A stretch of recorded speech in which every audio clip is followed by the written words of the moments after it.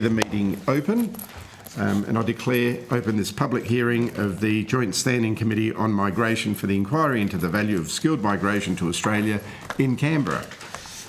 I welcome all the witnesses, good morning and welcome, who are appearing before the committee today, as well as members of the public. There may be some joining us a bit later. And the media in the media room and people listening to us online. Unfortunately, they can't watch online today, correct, Adrian? Correct. This is the first public hearing for the inquiry, and the committee anticipates holding additional hearings in the coming months. We'll be travelling around the country. We're going to try to get to every capital city and every regional area within a state. In accordance with the committee's resolution of the 31st of July 2025, this hearing will be broadcast on the Parliament's website, and the proof and official transcripts of the proceedings will be published on the Parliament's website. Those present are advised that filming and recording by the media is permitted during the hearing. However, we ask that members of the media present or listening report the committee's proceedings fairly and accurately. There are several Commonwealth agencies appearing before the committee today. And I remind those officers of those agencies and those appearing before us that the House and Senate have resolved that an officer of a Department of Commonwealth shall not be asked to give opinions on matters of policy and shall be given reasonable opportunity to refer questions asked of the officer to superior officers or to a minister. These resolutions do not preclude questions asking for explanations of policies or factual questions about when and how policies are adopted. I now welcome our first witnesses for our very first public hearing from the Department of Home Affairs to give evidence today. For the Hansard record, would you please state your name and the capacity in which you appear before the committee? Thank you, Chair. Michael Willard, Deputy Secretary, Immigration Programs Group. Welcome, good morning. Andrew Kiley, First Assistant Secretary, Migration, Citizenship and Humanitarian Policy Division. Welcome, good morning. Thank you. Cara Mayer, Assistant Secretary, Skilled and Temporary Visas Policy. Welcome and good morning.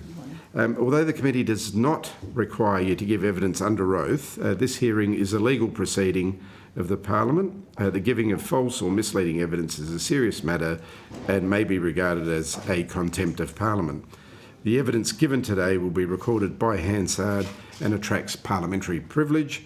Thank you for your submissions to the inquiry. I really appreciate it. I'll now invite you to make a short opening statement, and then we'll just proceed to a small Q&A and discussion, if that's okay with you guys. Thank you for the invitation. We don't have an opening statement. We're very much in your hands as to how we can assist, and obviously you've seen our submission. Sorry, I said we don't have an opening statement. We're okay. in your hands in terms of how we can assist, okay. And obviously we've made a submission to the inquiry. I might kick off then, if that's okay with everyone else. Just very quickly, we've got Senator Lee Blythe here from South Australia, Louise Miller-Frost, who is from South Australia's seat of Boothby, myself, seat of Adelaide, online. South Australia's really South Australia, three of us, yeah. But we do have others online. We've got Ms. Cassandra Fernando. Good morning, Cassandra. Good morning, Steve. And then we've also got Leon as well, online, Rebelo. Good morning, Leon. Good morning, thank you. And that's it, I think. So there's 1, 2, 3, 5 of us. Thank you. I take it you've seen the terms of reference. We're looking into skilled migration and the entire way that it's done to see where the shortfalls are, where the positives are, where it's working, and where it's not working, obviously. There's been discussions about student visas, morphing them and converting them into certain skilled visas. We're also looking at the regional areas as well, where there's a shortage, perhaps specific shortages that may not actually come into the skilled realm, but certain techniques and certain skills that are required. And they could be simple things like cafes, restaurants, hospitality workers, hairdressers, and then we go up to the higher end, the health sector, where we know that we require more workers, more people to participate, where we have huge shortages both in the capital cities and in the regional areas. So if you wanted to just give us a bit of a a view of the whole system and how it's currently working. And we'll kick off with that, and then we can open up to some questions and answers. Sure, Chair. I might start by distinguishing between the permanent skilled migration and the various temporary visas. So starting with permanent skilled migration, first of all, very broadly, you can think of it as two halves. One is what we term human capital, and essentially that's the part of skilled migration that runs through the points test. So you would have heard of the points test, and this is where points are attributed according to certain attributes that applicants have, and the points are weighted according to the sort of attributes that will make them a successful skilled migrant in Australia. So the biggest points weighting go to attributes like English language levels, to age, and to qualifications. There's a range of other points categories in the points test, but that's the three largest groups, as well as work experience. Within that human capital category, there's an element that's invited by the Commonwealth, and there's an element that's invited by states and territories. And within that state and territory element, there's a state and territory nominated visa, and then there's a regional visa. You mentioned you'll be visiting a lot of the regions.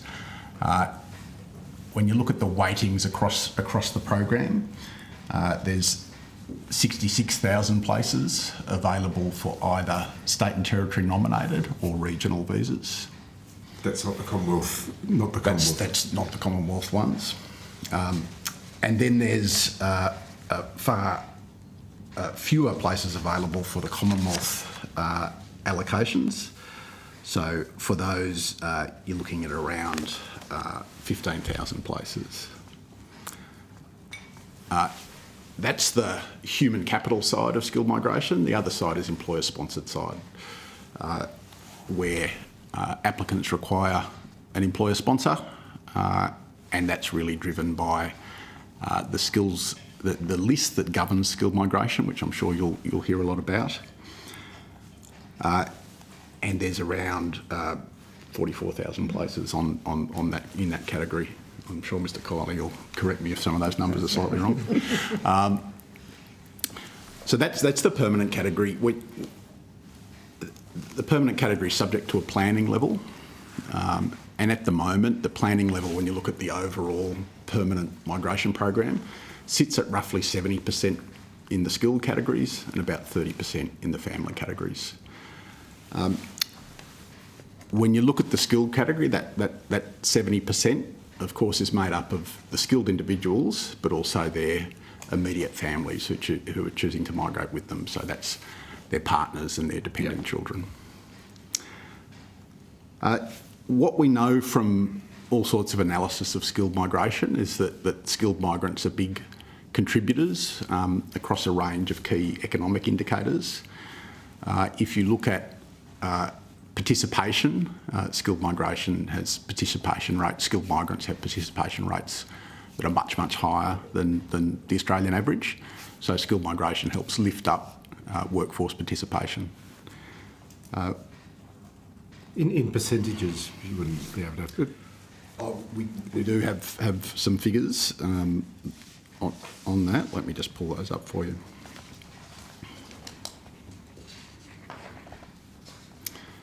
There's a range of different ways of looking at it.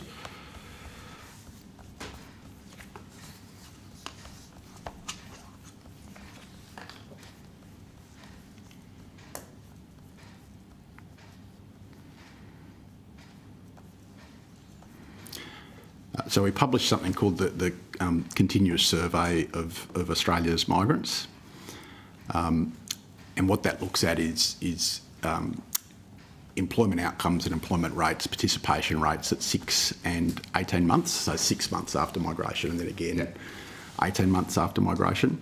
And if you look at across all skill stream categories, the figure's 93.7% participation. 93.7%. Now, obviously we're selecting people as skilled workers, so you expect very high participation rates. General population 67.1% over the same period, and we can provide 67.1%. We could provide a report that we publish on the website that has all these figures in it. That's at 6 months, and then after 18 months, it becomes 95% for all skill stream categories. What we also see is average earnings slightly higher than the Australian average for skilled migrants.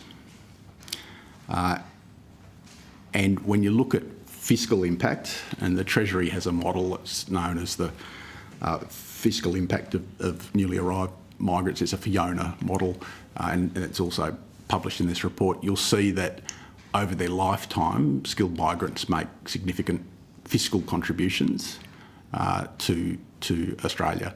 So they put in far more in tax than they take out in terms of transfer payments.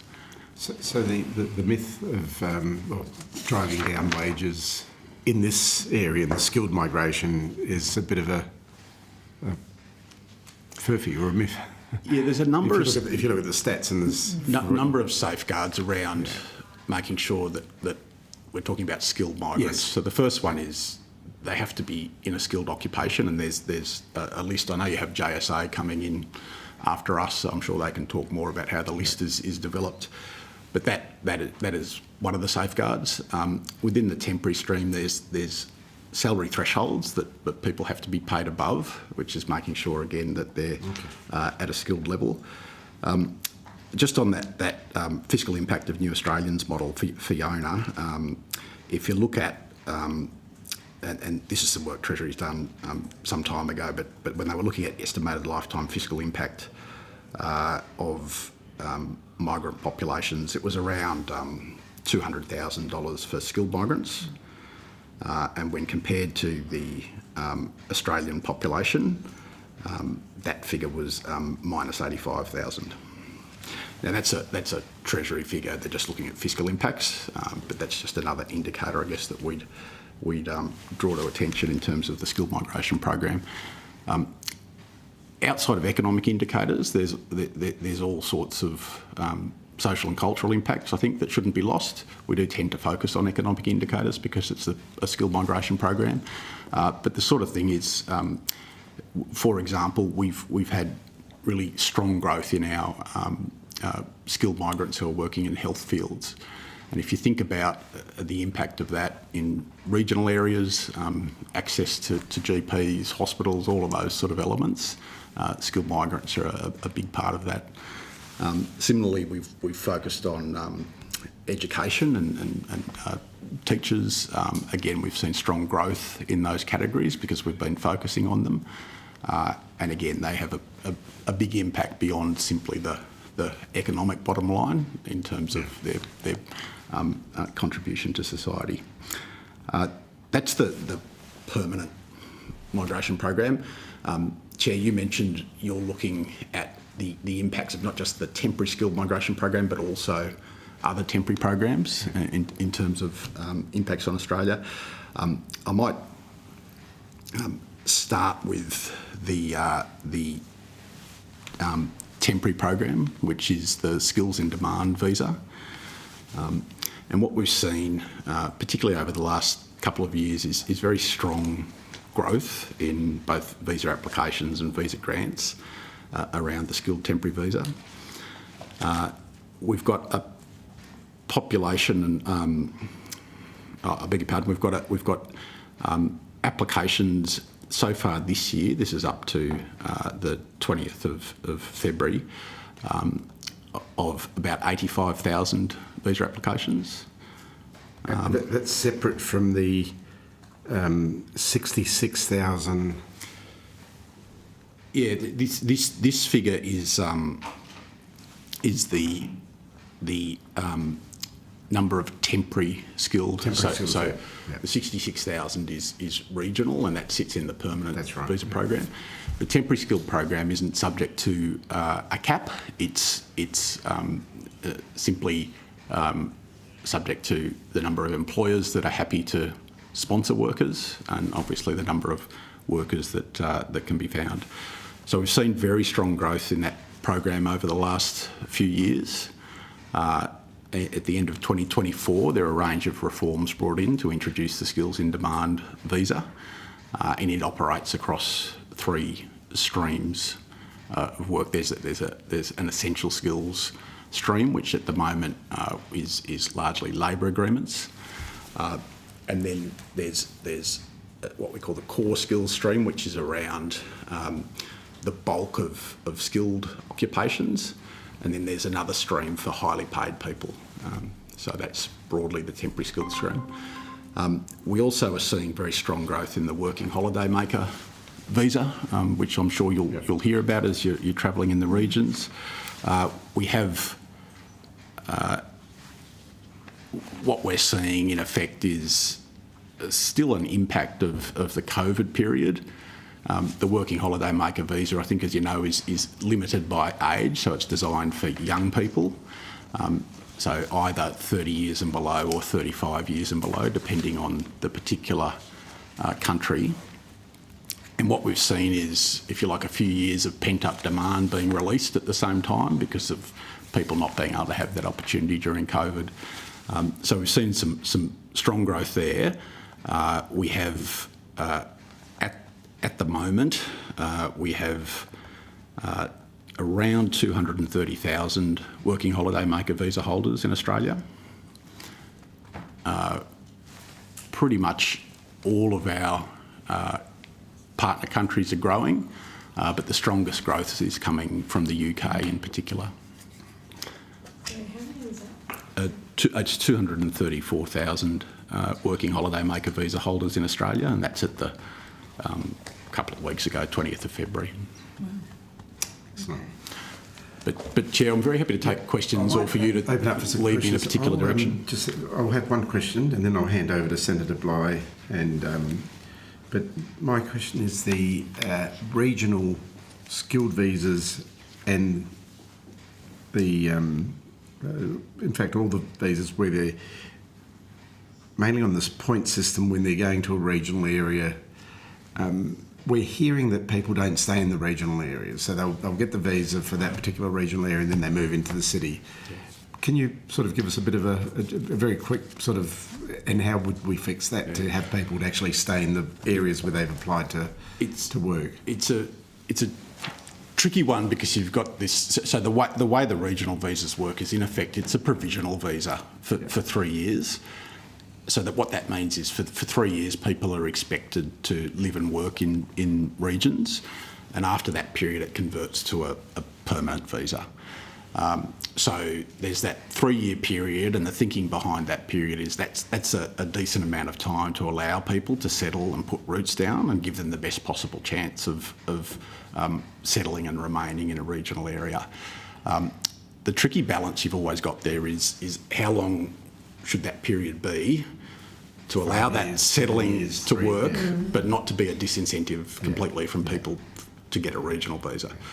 So if you put it at 10 or 15 years, well, I think you'd find that people aren't willing to commit for that period. You'd hope in 3 years they make their community connections, they settle, they may have kids, and they end up staying there. But it'd be interesting, and you don't have to give us those figures now, but if you could, the total amount of people that actually remain after the 3 years and the amount that actually leave to cities, and the amount that go to other regional areas, because that's a benefit still. If they're going to a different regional area where the skill's needed, that is a positive thing, I think. So if you may have those figures on top of your head. If not, we're happy to take that one on notice and see what we can get with it.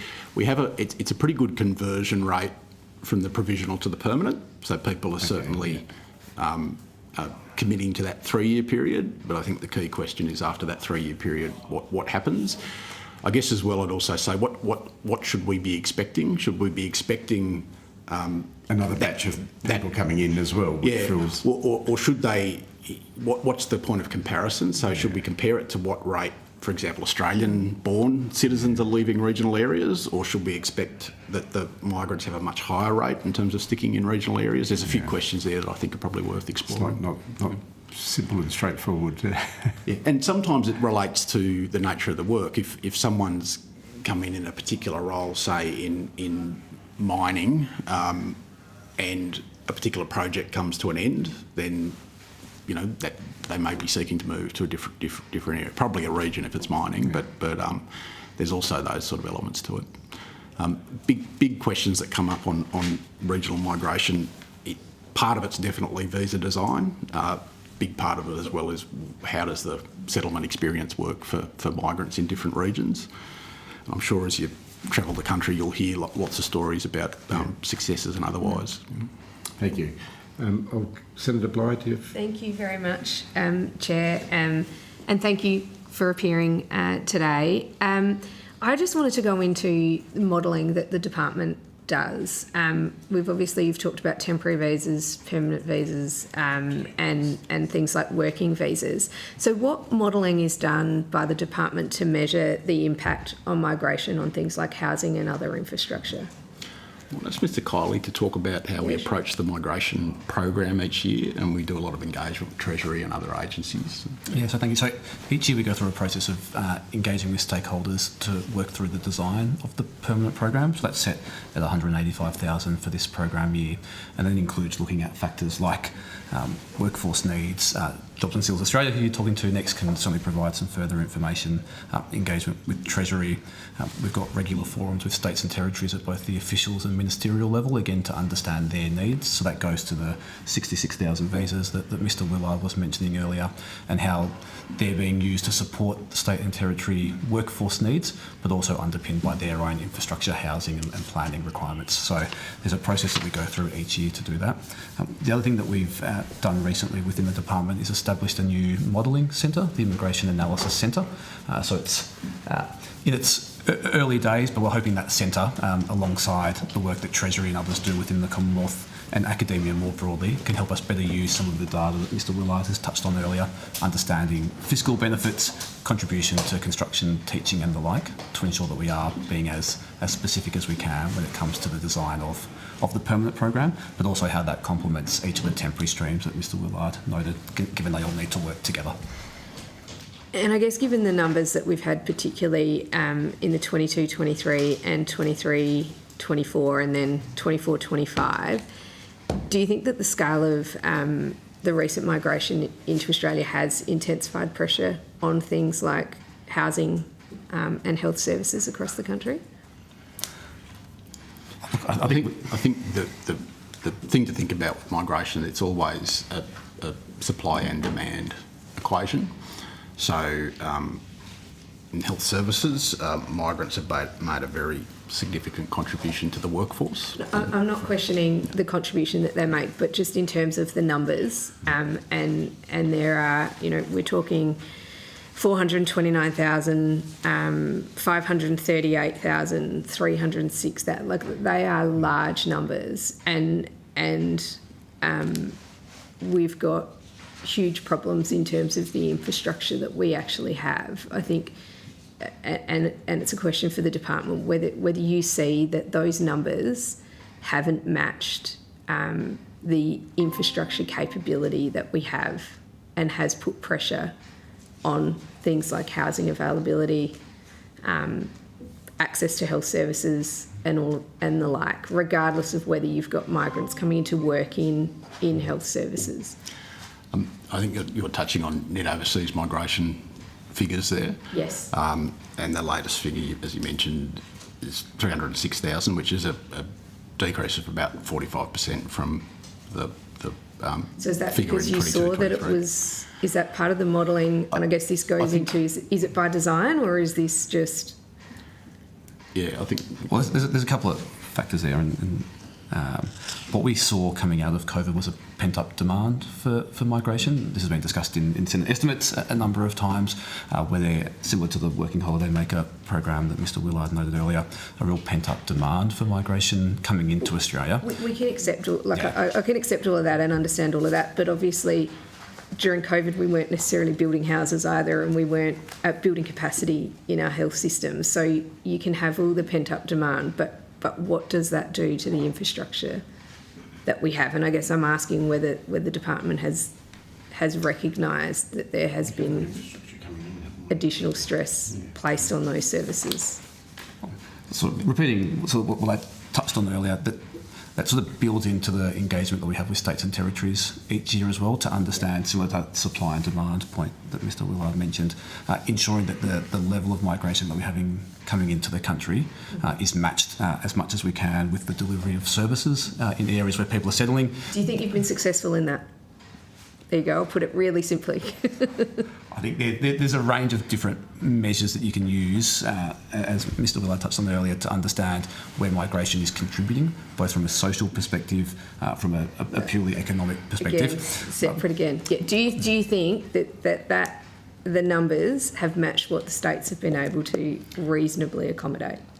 When you've spoken to them as stakeholders, have any of them come back to you and said, no, or are they all saying no, we want more? I mean, that's when you're having those. The feedback we tend to get from states and territories is more for growth in numbers. They have very specific. So they want high, so you're getting states asking you for more.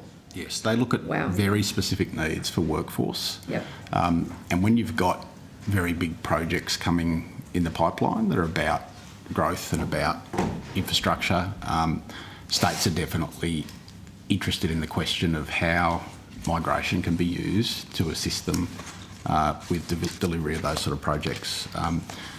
There's a few big ones. AUKUS is an obvious one where there's huge skilled workforce demands that can be very, very difficult to meet. When you look at unemployment rates in Australia since COVID, we've had a period of very low unemployment. What we tend to see when you have very low unemployment rates, there's pretty strong demand for migrants. I touched on the demand we were seeing in the temporary skilled program over the last few years. That's an example of where employers are saying to us they need more migrants in terms of temporary skilled migrants to fill very specific skills needs that help the economy. Thank you. I'm conscious of the time and I want to get everyone in to get a question, and then we'll come back if we've still got some time. Miss Louise Miller-Frost. Thank you very much. Look, I'm interested in the recognition of skills, and we've all heard the stories of people who've been brought in on skilled migrant visas and then their skills or their qualifications aren't recognised and they end up driving an Uber. How are you addressing that sort of issue? Within the migration system there is a skills assessment process where people's qualifications, experience are matched to the particular occupation that they're seeking to migrate for. So within skilled migration, there's a lot of focus on that very question. There's a secondary part to that about, while they might have the skills, are they able to get employment in that skilled field in Australia? There is some work that the Commonwealth's taking on out of the productivity roundtable, and it's being led by the Treasury, but it goes to working on that very issue in terms of skills recognition. I think Mr. Kiley might be able to add a little bit about that process, but it's probably one that the Treasury best answers because they're leading it. Yes, I think definitely Treasury best placed to speak to it, and working with the Department of Employment and Workplace Relations as well. But it goes to that point that you raised. We see sometimes some challenges between the assessment that Mr. Willard noted for the visa purpose, and then once they arrive on shore, particularly the specific occupational thresholds that they need to get to be recognised by Nurses Association or whatever that might be, which there are challenges in Australia with mutual recognition across states and territories, let alone with individuals who are coming from other countries. So it's a challenging area, but certainly one that Treasury is looking to work with states and territories on to see if there's ways that they can sort of push through that and go into the overall productivity effect that we're trying to reach, make sure that we are making the most effect of both those who are already here in Australia and those who may continue to arrive. But Treasury is probably best placed to speak to that particular line of work. So the recognition issue seems to be sitting at in the health sector, the colleges and that sort of thing. And that's one of the particular challenges. It's so disaggregated into each particular industry. There's certainly a role for the Commonwealth to play to try and drive work in that space, but that has to be with states and territories and with each industry. Again, understanding the role that each of those industries are playing to ensure that workers are appropriately qualified and they can deliver what they need to as a worker. alongside Australian worker qualifications and recognition across states and territories as well. When you look across the occupations, there's obviously a very broad range of occupations. Some of them are occupations which require registration. I mean, the health occupation is a good example. Others are occupations that where it's a broad set of qualifications, but there's no registration requirement in Australia. We then have a range of entities known as skills assessing authorities. In some cases, that's the registration authority, effectively, because that's the most straightforward way to determine if someone has the skills. In other cases, it's a professional association. For example, Engineers Australia does assessments in terms of engineers' qualifications. And we use those to give advice to the department about, is this individual who says they're an engineer, when you look at their work history and their qualifications, does that meet the grade in Australia? And that's the process we use in skilled migration to make sure people are at the appropriate skill level. As I was saying, the second part of that is the migrant journey part, and there's various bits of research around there about the challenges that migrants can have in terms of finding occupation in their fields. We do get lots of reports, and when we look into them, in some cases it is a skilled migrant. In other cases, it could be a dependent of a skilled migrant who's never been through that assessment process and are then really struggling because their skills actually aren't recognised in Australia. And there's a big question there about how far should the authorities or the registration bodies come to meet them, and how much it is about migrants lifting up their skills to meet the registration standard. Right, okay. Thank you. My understanding, certainly in the health sector where I used to work, Australia takes from about 4% of the world for doctors, so only 4% of the world we will accept their graduates. Even the UK takes 17%, so we seem to have a bottleneck somewhere. One would say possibly the colleges, where they're actually stopping us getting good quality doctors to come over. So, yeah. Okay, in the short time that we've got left, I'll go to Ms Fernando and then to Mr Rebelo. Just speak up loudly and clearly so we can hear you. Ms Fernando? Thank you, Chair. So my question is, in your submission, in 2024-2025, there were over 8,000 construction skilled migrants that migrated to Australia. So Australia's construction sector is facing workforce shortage, and the forecast indicate that demand will continue to rise. How is the department addressing the ongoing shortages in construction and in the housing sector? Thanks, Mr Fernando. You're correct, it was 8,700 in 2024-25, and then another about 6,800 who came on temporary visas, so that's about 15,500 altogether. And so far this year in 25-26, it's about 9,157 who have been granted visas so far. We have a very wide range of occupations available in terms of the construction sector.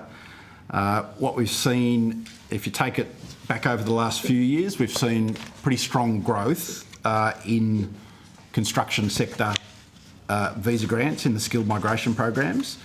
So if you go back to 2019-2020, which was, when we're looking at these figures, we always have to sort of be wary of the COVID effect, but the figure there was under 5,000. So if you take that forward 5 years, it's about 3 times that number. So that figure shows pretty strong growth. What we see is pretty high approval rates in the construction sector, in the order of 95% or so, those figures you mentioned are actually pretty strong growth on previous years. Thank you. Thank you very much. Mr Rebelo. Thank you very much. Just making sure you guys can hear me. Yep, we can hear you. Yeah, fantastic. I just wanted to go back to the point in relation to Senator Blythe's questions earlier, about the way you engage with states and the fact that they're asking for more skilled migrants. Now, I just want to make sure that the department's not just responding to those requests. What sort of modelling do you, as the department, undertake or rely upon in order to, I guess, come to an assessment as to what is reasonable in those requests? So we look at a whole lot of input that states and territories provide about the nature of the requests and what they're looking for, the sort of locations in terms of within the state, but also the particular occupations and shortages that they're trying to address. What we tend to see is states and territories very focused on the health sector in particular. We also, in terms of the way in which the migration program is put together, states and territories is certainly one input, and they're an important input, but we engage pretty broadly, pretty much all through the year with a whole range of stakeholders across the country. We have outreach teams who do thousands and thousands of engagements, so we also factor that into advice to government around migration program composition. And that involves both industry sectors, it involves unions, it involves regional areas. So there's a whole range of views that go into it. It's not simply a state and territory led program. I guess what I'm trying to get at though is, are there any particular thresholds, or is that assessment data driven? Is it based on anything tangible, or is it sort of through consultation? It's heavily driven through consultation, which does draw on a whole lot of data points. I mean, we have a lot of arguments put forward in terms of need for migrants across a whole range of sectors and regions, and also state and territory governments. But it doesn't appear to be some sort of a threshold that we look at in terms of industry-specific thresholds or infrastructure thresholds, and then working back to the skills required. There's nothing like that. I think if you look at the way in which the program's constructed, there's first of all there's a selection of occupations and what's an appropriate occupation for skilled migration. And I know our colleagues who you'll be speaking to shortly do a whole lot of work in terms of assessing what's happening in particular industries and where are shortages emerging, and where does that make sense for those occupations to be open to skilled migration. So there's a huge amount of work, there's a huge amount of labour market data that gets drawn on to look at those inputs. And you've got the right people here today, throughout the day, to talk about those. And do you take modelling from JSA? Absolutely. So the underlying list of occupations that's eligible for skilled migration is based on advice from Jobs and Skills Australia. And that's the modelling I'm talking about, and they're much better placed to talk about it in more detail. And they're our next witnesses. They're coming on shortly. But they draw on a huge amount of analysis and labour market data to determine which occupations should be on those lists and eligible for skilled migration. Thank you. Surely because of the time, Mr. Rebler, I'll allow you one more question, and then we'll have to go on to the next session. Thank you. Yeah, sure. So just following that train of thought, surely there'd be modelling on supply and demand shortage levels. How formal is the labour market data that you use? So we use the advice from Jobs and Skills Australia in terms of those occupations.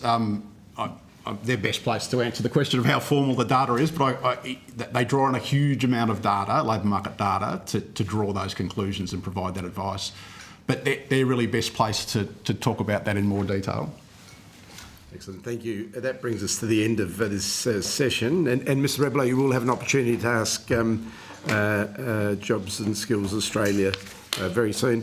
Thank you for coming in today. If you've been asked to provide any additional information, and I think there was those percentages that I asked for earlier, please send it to the Secretariat if you can, by the 17th of April. You'll also be sent a transcript of today's evidence, and you'll also have an opportunity to request any corrections to those transcription errors if there are any. But once again, thank you for coming and briefing us and giving us a better oversight into the area. Thank you. Thank you, Chair. If I just may, given this is the sort of the peak migration department, or the department that's responsible for migration, can I just suggest that we consider having another session with Home Affairs as well? No doubt there will be another session over the period of the inquiry, Mr Reblow, and we'll discuss that at our private meeting of the next batch of witnesses. Thank you. I now welcome Job Skills Australia.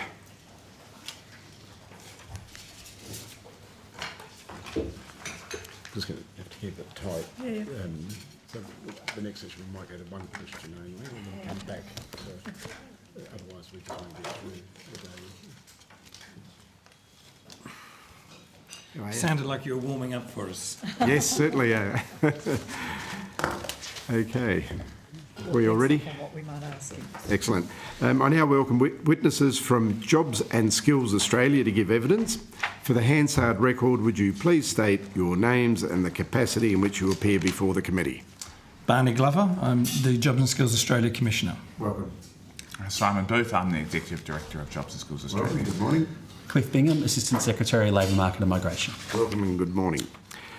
Although the committee does not require you to give evidence under oath, this hearing is a legal proceeding of the Parliament.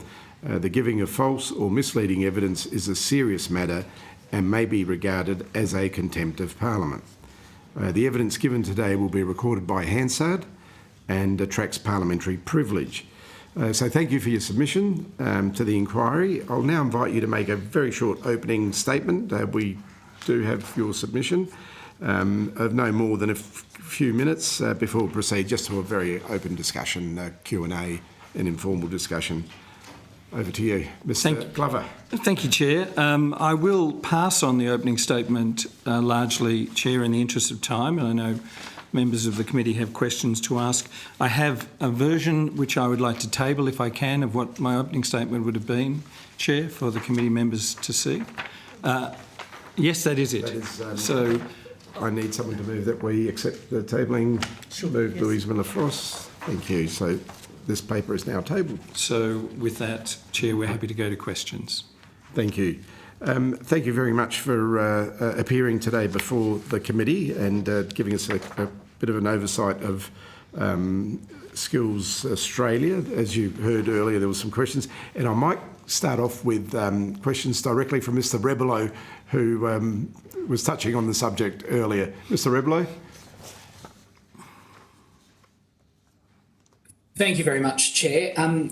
Just following on from the previous discussion, so I was interested in the modelling that JSA provides to the Department of Home Affairs to inform them on their intake of skilled migration.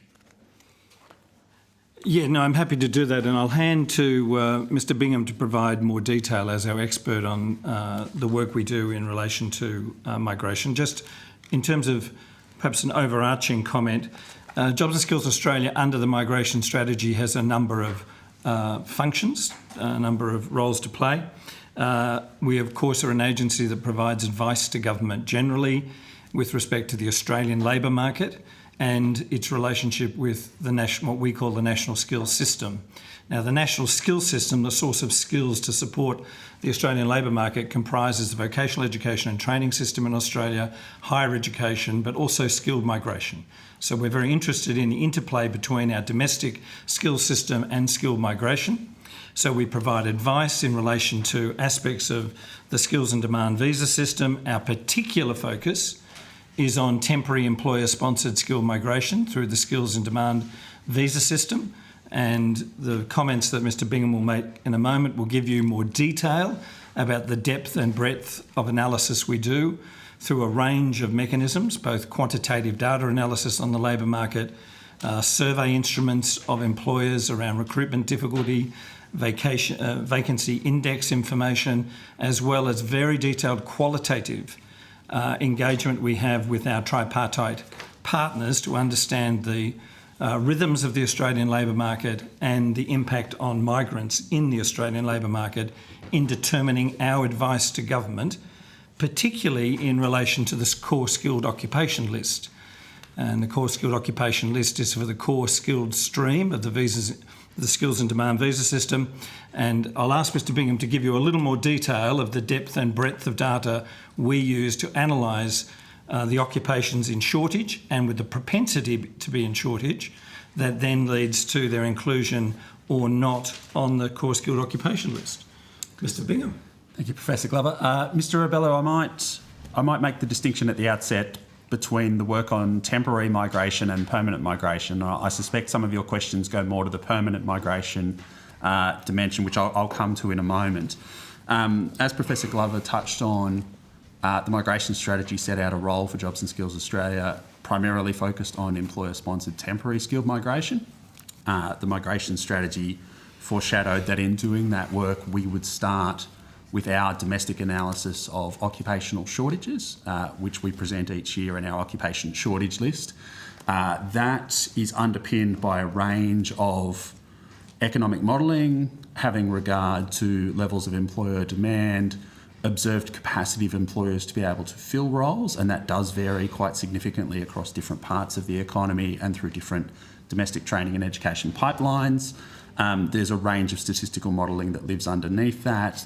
It's complemented by employer surveys and an industry stakeholder survey. Last year we had over 1,000 responses to that industry stakeholder survey.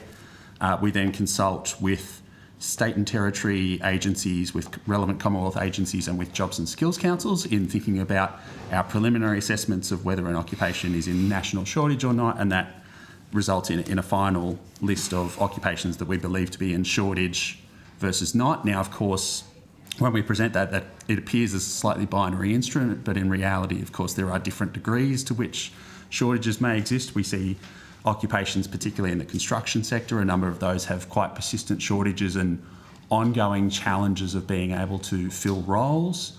Other occupations, for example, clerical and administrative workers, by and large, have very high propensity to fill roles, very unlikely to have shortages. That forms an important starting point for how we think about temporary skilled migration and our analysis in the core skilled occupation list, but it is only one component. So that gives you a sense of current shortages, but of course, temporary skilled migration is thinking about the next 4 years for a temporary visa.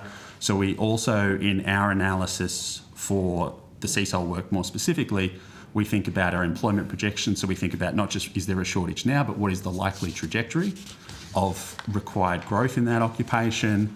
We look quite specifically at worker outcomes for migrants. The migration strategy specifically asks that of us. So we use a range of administrative data from the Department of Home Affairs as well as their continuous survey of Australian migrants to give us an indication of how well migrants fare in the labour market in those occupations.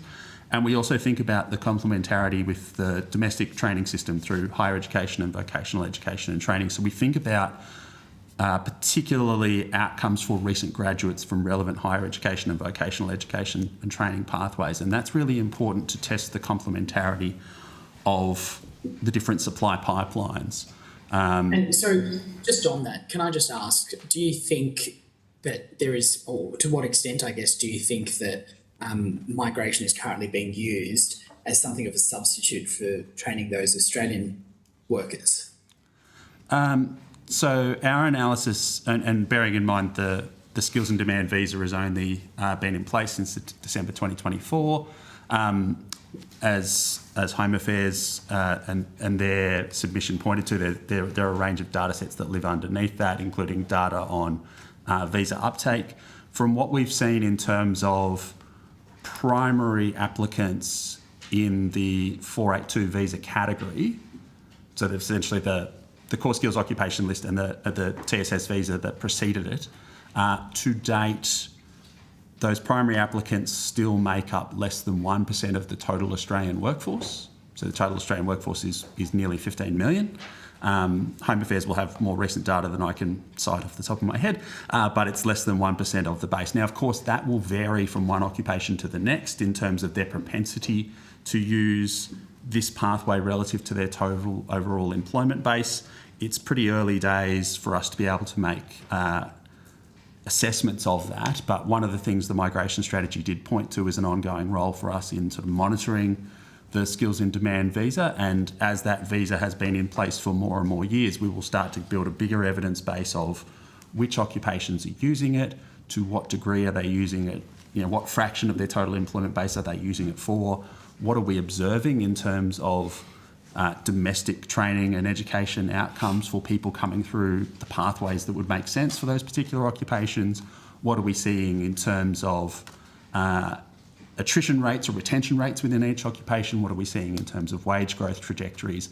And they're the sorts of things that we would build in from a quantitative perspective to thinking about that ongoing monitoring role, coupled with extensive consultation on that. The migration strategy did foreshadow that as part of that monitoring role, we'd be regularly engaging with tripartite partners to be able to share with them some of the quantitative data that we are seeing and being able to understand the lived experience on the ground within industries. Can I just add to that, just very quickly? I think a very important part of the design of the role of Jobs and Skills Australia in relation to temporary skilled migration is that we are to provide advice on those occupations to be included in the core skilled occupation list. There are 455 of those. But we then have a role to play in looking in forensic detail at the impact of skilled migration on the domestic labour market. That then influences our advice to government on subsequent versions of the core skilled occupation list. This is a feedback loop to take into account any indication we have of an adverse impact on the labour market due to skilled migration. And as Mr Bingham said, that process has begun. We've begun to do, as we alluded to in our submission, the analysis of those impacts. And at the moment, it's very early days. We don't see adverse impacts from the core skilled occupation list, temporary employer-sponsored skilled migration component of the skills and demand visa system. The second point I wanted to make, which is very relevant to understanding occupational shortages and domestic demand, is to understand that we also analyse why we have occupational shortages. So our role is not just to provide an occupational shortage list, but it's also to say, why are these occupations in shortage? What is the problem within the Australian skills system, or more broadly in the labour market, that means we are not filling vacancies? And we do a sophisticated analysis, which also feeds in to the advice we give to government on skilled migration. It is a very comprehensive, forensic and deep assessment of labour market trends with regular oversight and then a feedback loop to make change. And then that feedback. Thank you very much, Mr Reblow. If there's time remaining, I have to get to the others as well. We'll come back to you if we've got some time remaining. We also have Mr Caldwell who's joined us. Welcome, Mr Caldwell. The next question goes to Ms Louise Miller-Frost. Thank you. Look, I'm actually just going to follow up on what you've just said there. In terms of looking at why we have skill shortages in Australia, and I recognise there's probably a whole range of reasons, but can you talk us through some of those actual issues? Just going back, one of my issues from the previous witnesses was colleges in the health sector being blockers, but I'll throw over to you. And you might like to ask about skills recognition as well in that regard.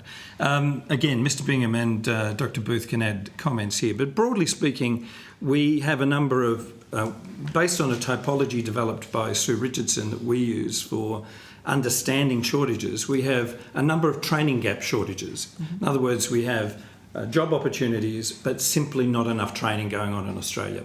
That could either be short-term training or long-term training, and there are levers that governments can pull in order to address training demand. Now, we could go into more detail about why we don't see enough students studying in either vet or higher ed towards those jobs. So there's an underlying set of concerns around aspiration of young people for those particular occupations. So we have training gap problems. We also have what we call a suitability gap problem. So we identify that there appears to be sufficient supply coming out of our education and training system for the jobs that are being advertised, but the employers aren't employing people in the numbers we think is appropriate. When we look at it, it's because there's a mismatch between the skills that are actually being acquired in education and training and the skills required by industry.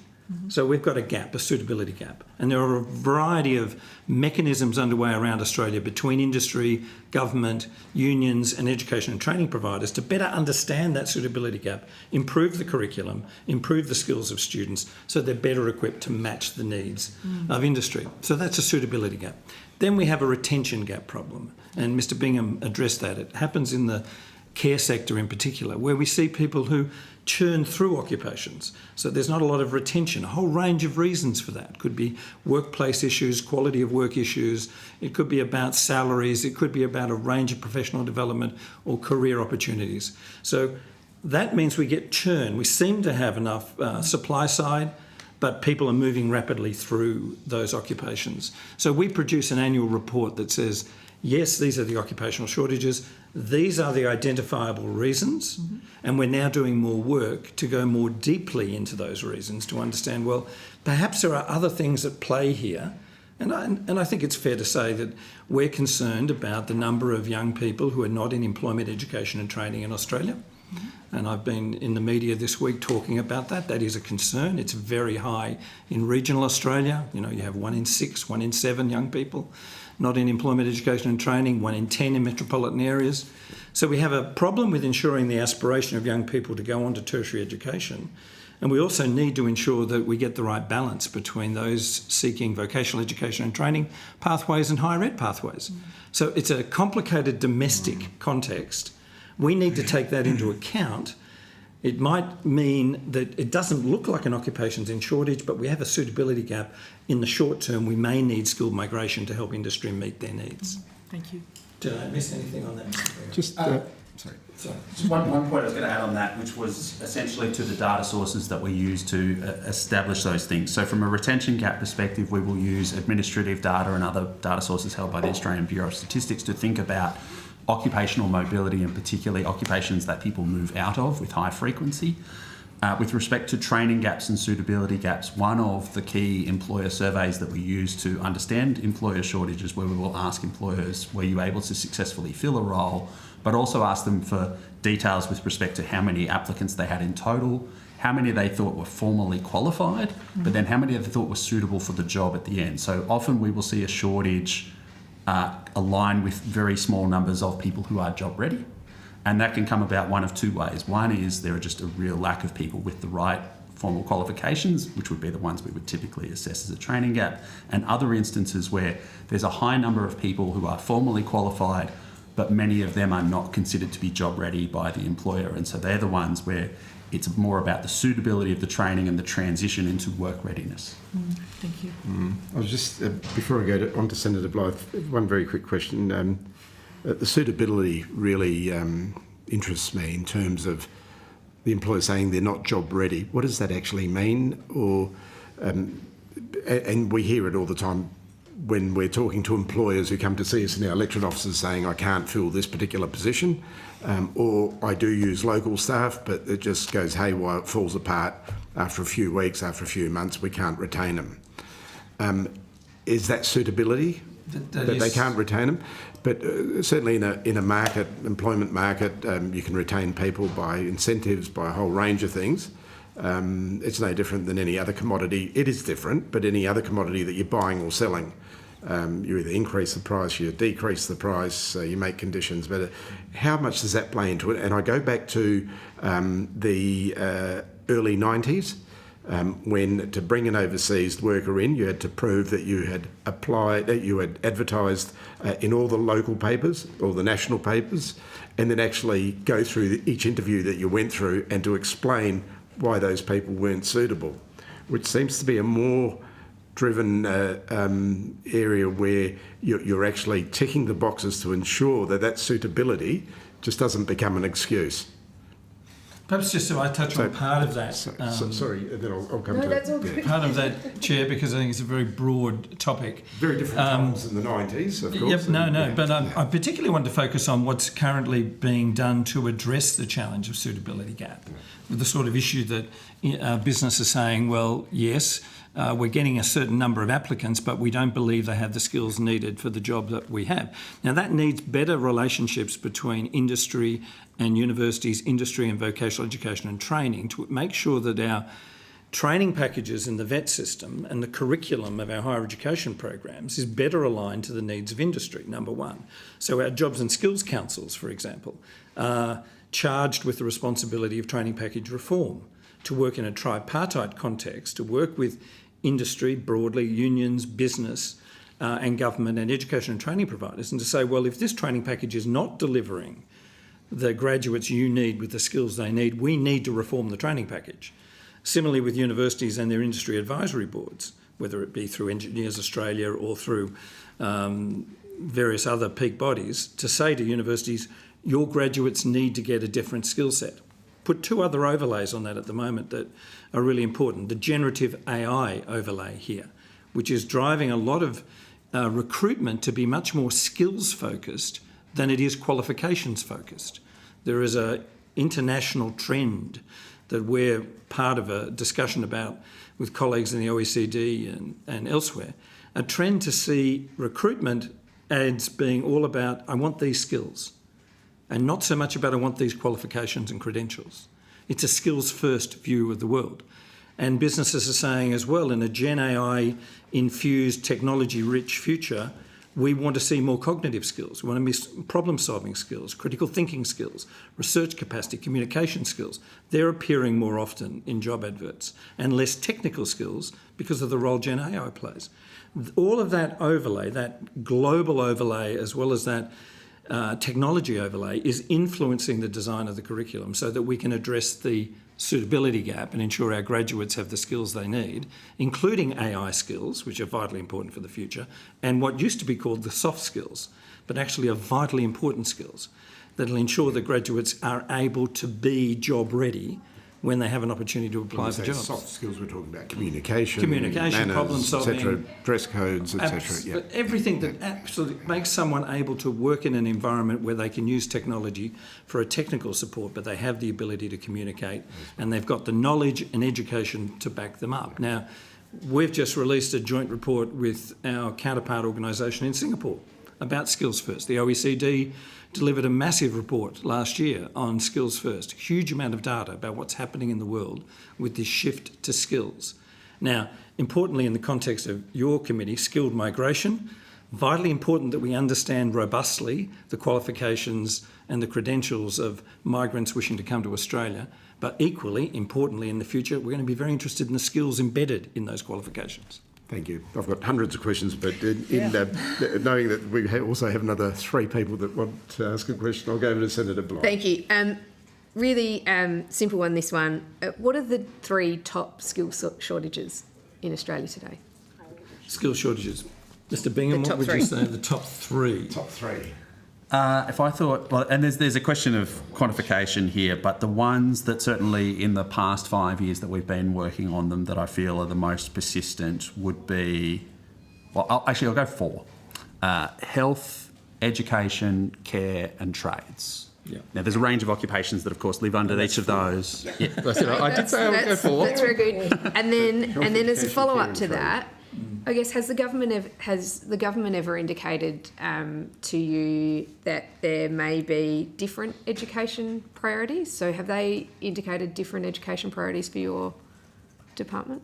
Well, if you look, for example, Senator, at the core skilled occupation list, because this reflects, in a sense, our assessment of skill shortages. I understand that. So that's but the your government assessment. hasn't instructed us on inclusions in that list, Okay. and that list includes all of the construction trades at the appropriate skill levels for the housing and construction industry. It includes a raft of care-related and health-related occupations, all the nursing-related occupations, for example, and all of the other areas that Mr Bingham referred to. So in other words, it is our assessment that influences that list. Yep. And you've never been directed by government to include different things? No. That's easy. No. I guess in terms of the underutilised skilled migrants, that there was a Deloitte 2024 report, the $1 billion benefit, which I'm sure you're very well aware of, saying that there were more than 200,000 permanent migrants that had underutilised management and commerce qualifications.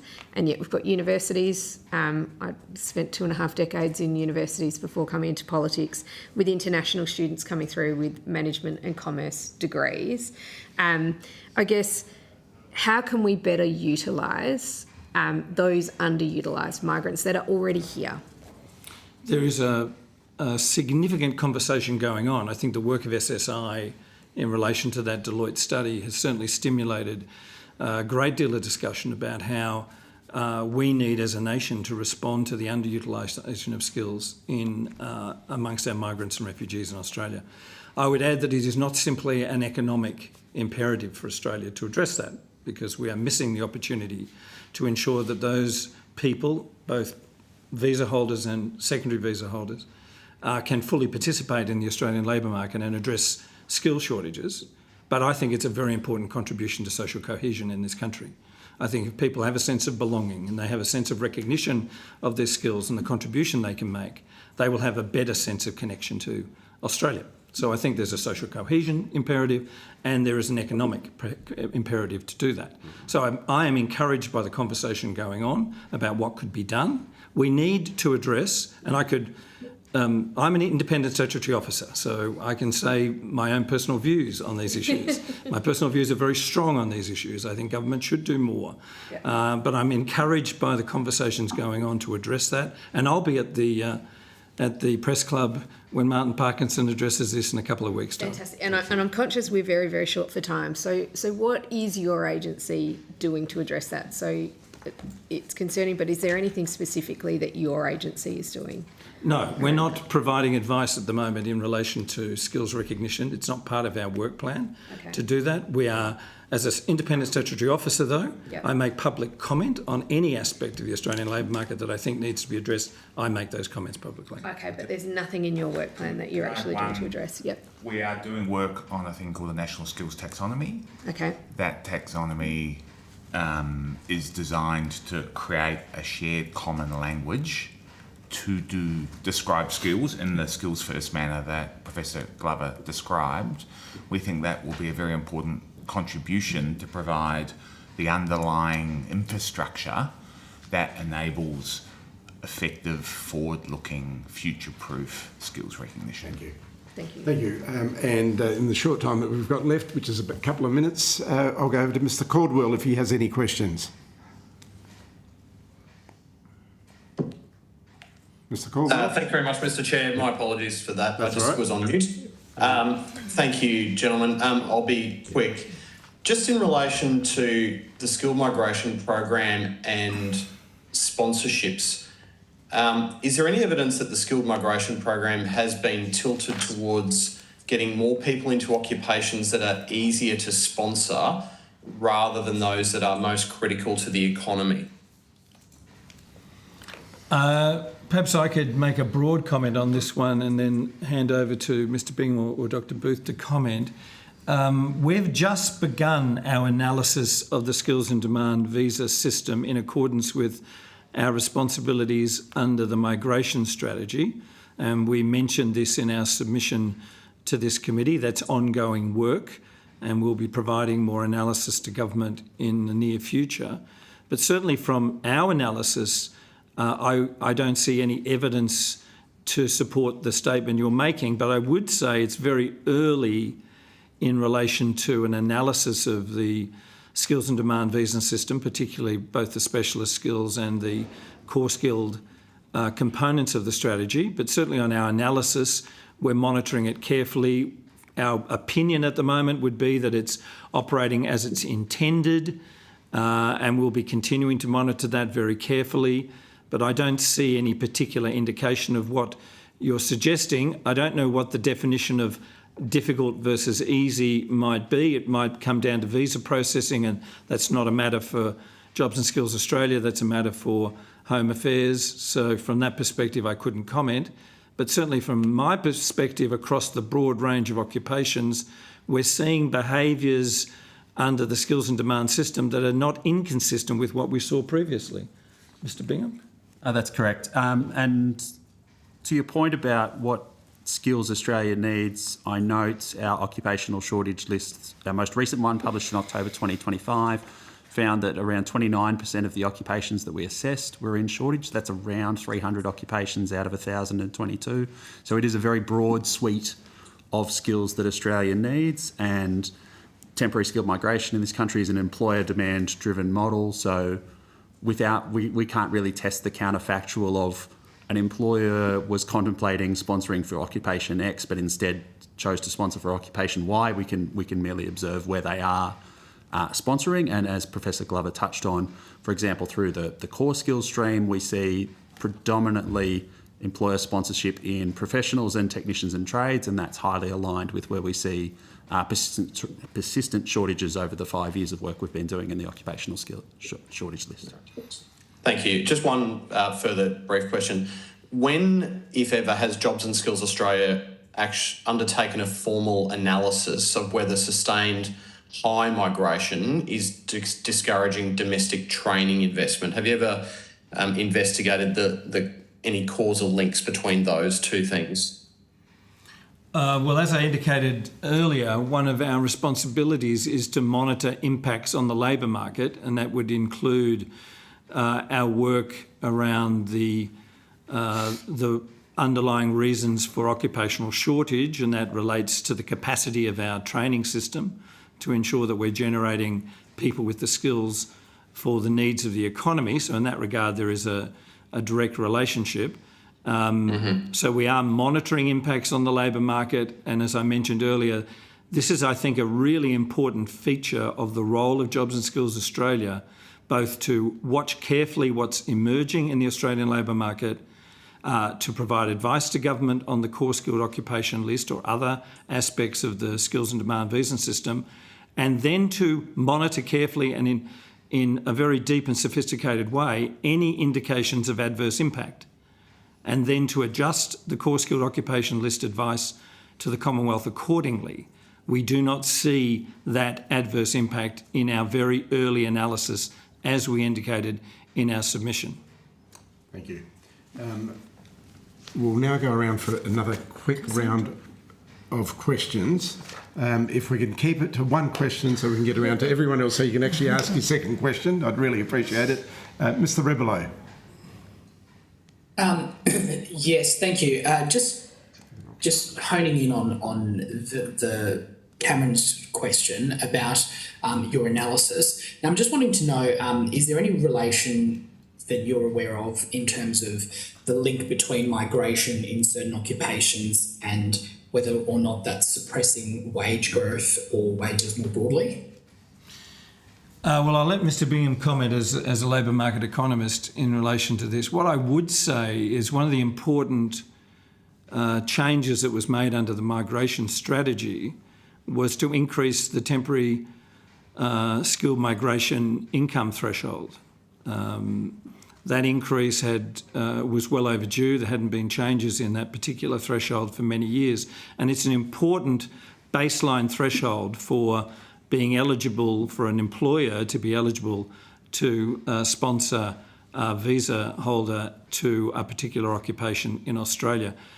The long-term lack of increase in that threshold, in my view, could lead to wage suppression.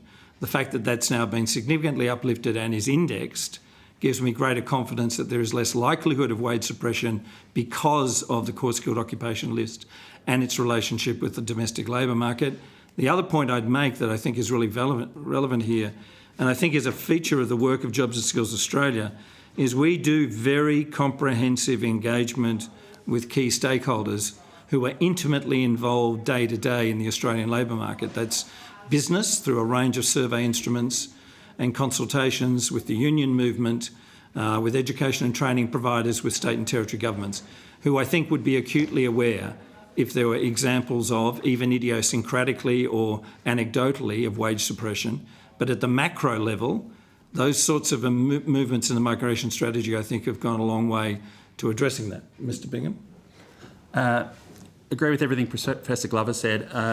I think your question has two key components to it. One is the annual flow of migrants, and as I touched on before, typically for the skilled migration pathways, we would typically see less than 1% of the total employment base come into the country through that pathway in any given year. So in an individual year, it would be highly unlikely to have wage impacts that are tangible or easy to unpack in a counterfactual sense. I suspect your question, though, may be going more to, over many years, what is the cumulative effect? It's also in relation to those certain occupations. So for occupation specific, when we're not taking into account the entire workforce, is that enough are we using it in a way which is suppressing wages within the context of that occupation? Yeah. I'm not aware of any analysis, particularly what you would describe would require a multi-year longitudinal analysis of wage trajectories.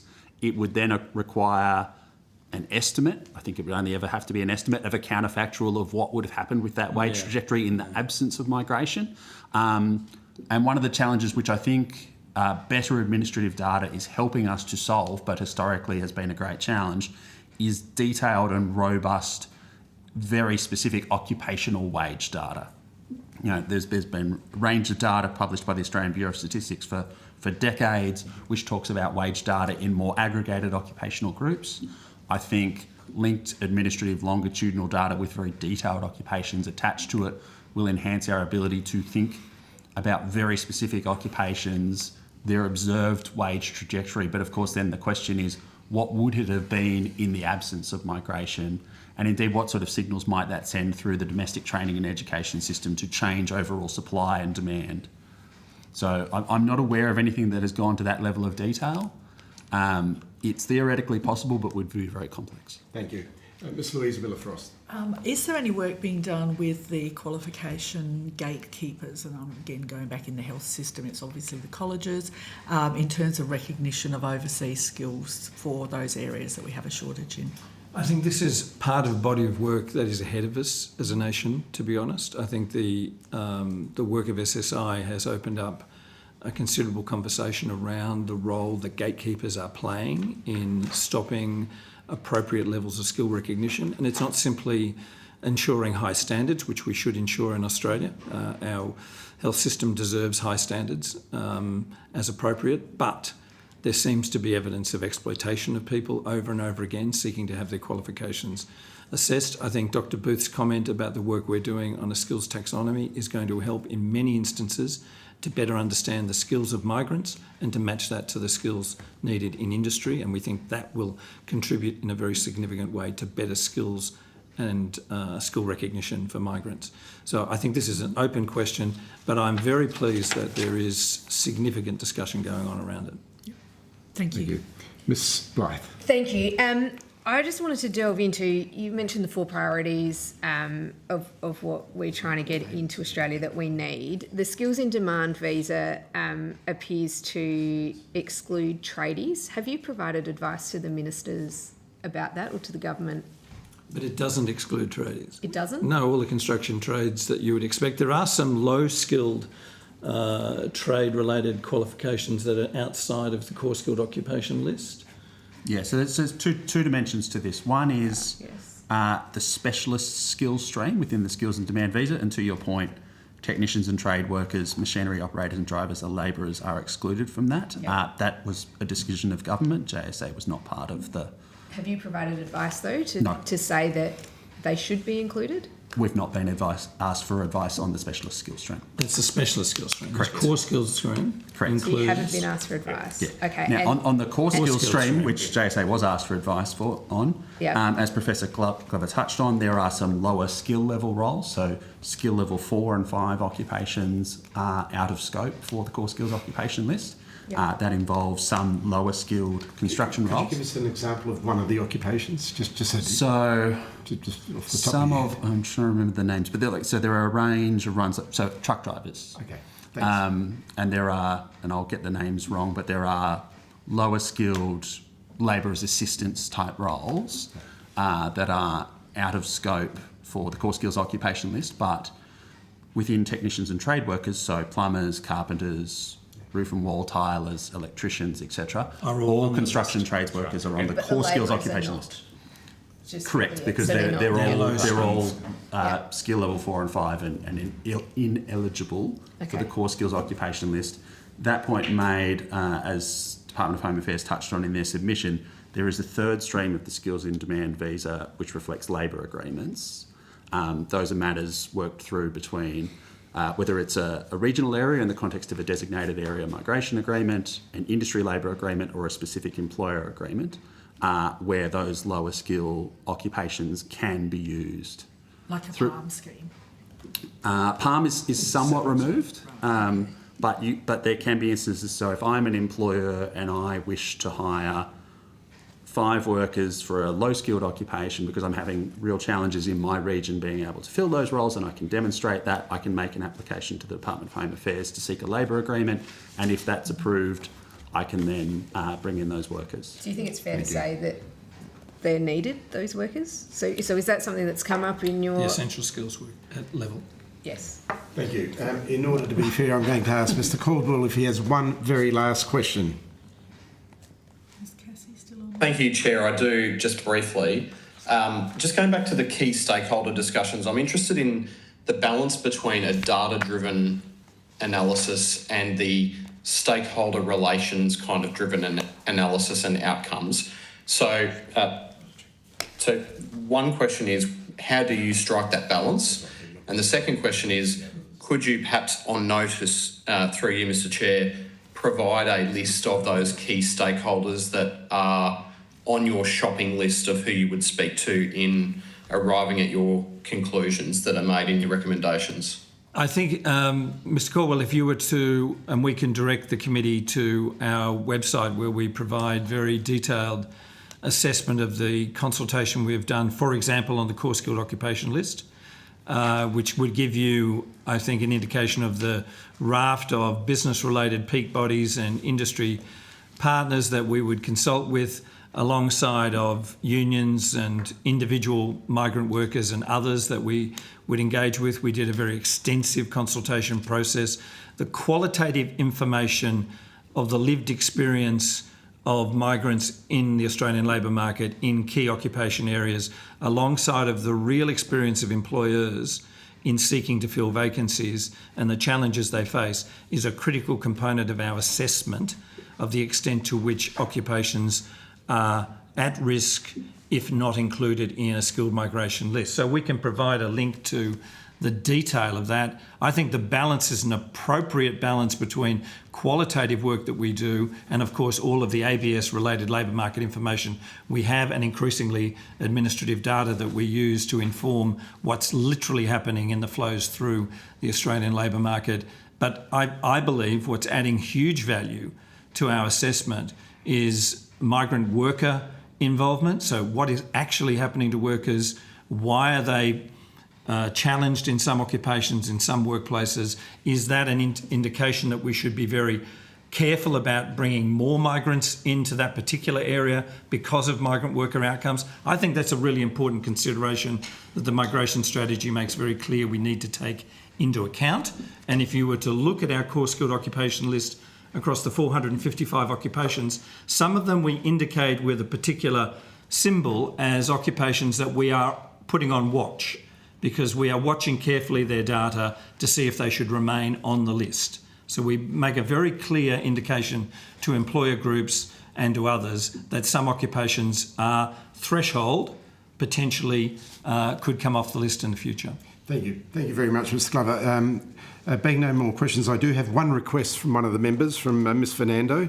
If you could possibly submit the JSA report that was launched last year, the One Jobs and Skill Report 2025 Connecting for Impact, to the committee, so that can form part of our assessments and everything else, if that's possible. And we'll also provide on notice the link to the core skilled occupation list. So thank you very much for appearing today. That brings us to the end of this particular session. If you've been asked to provide additional information, please send it to the Secretariat by Friday the 17th of April, if possible, 2026.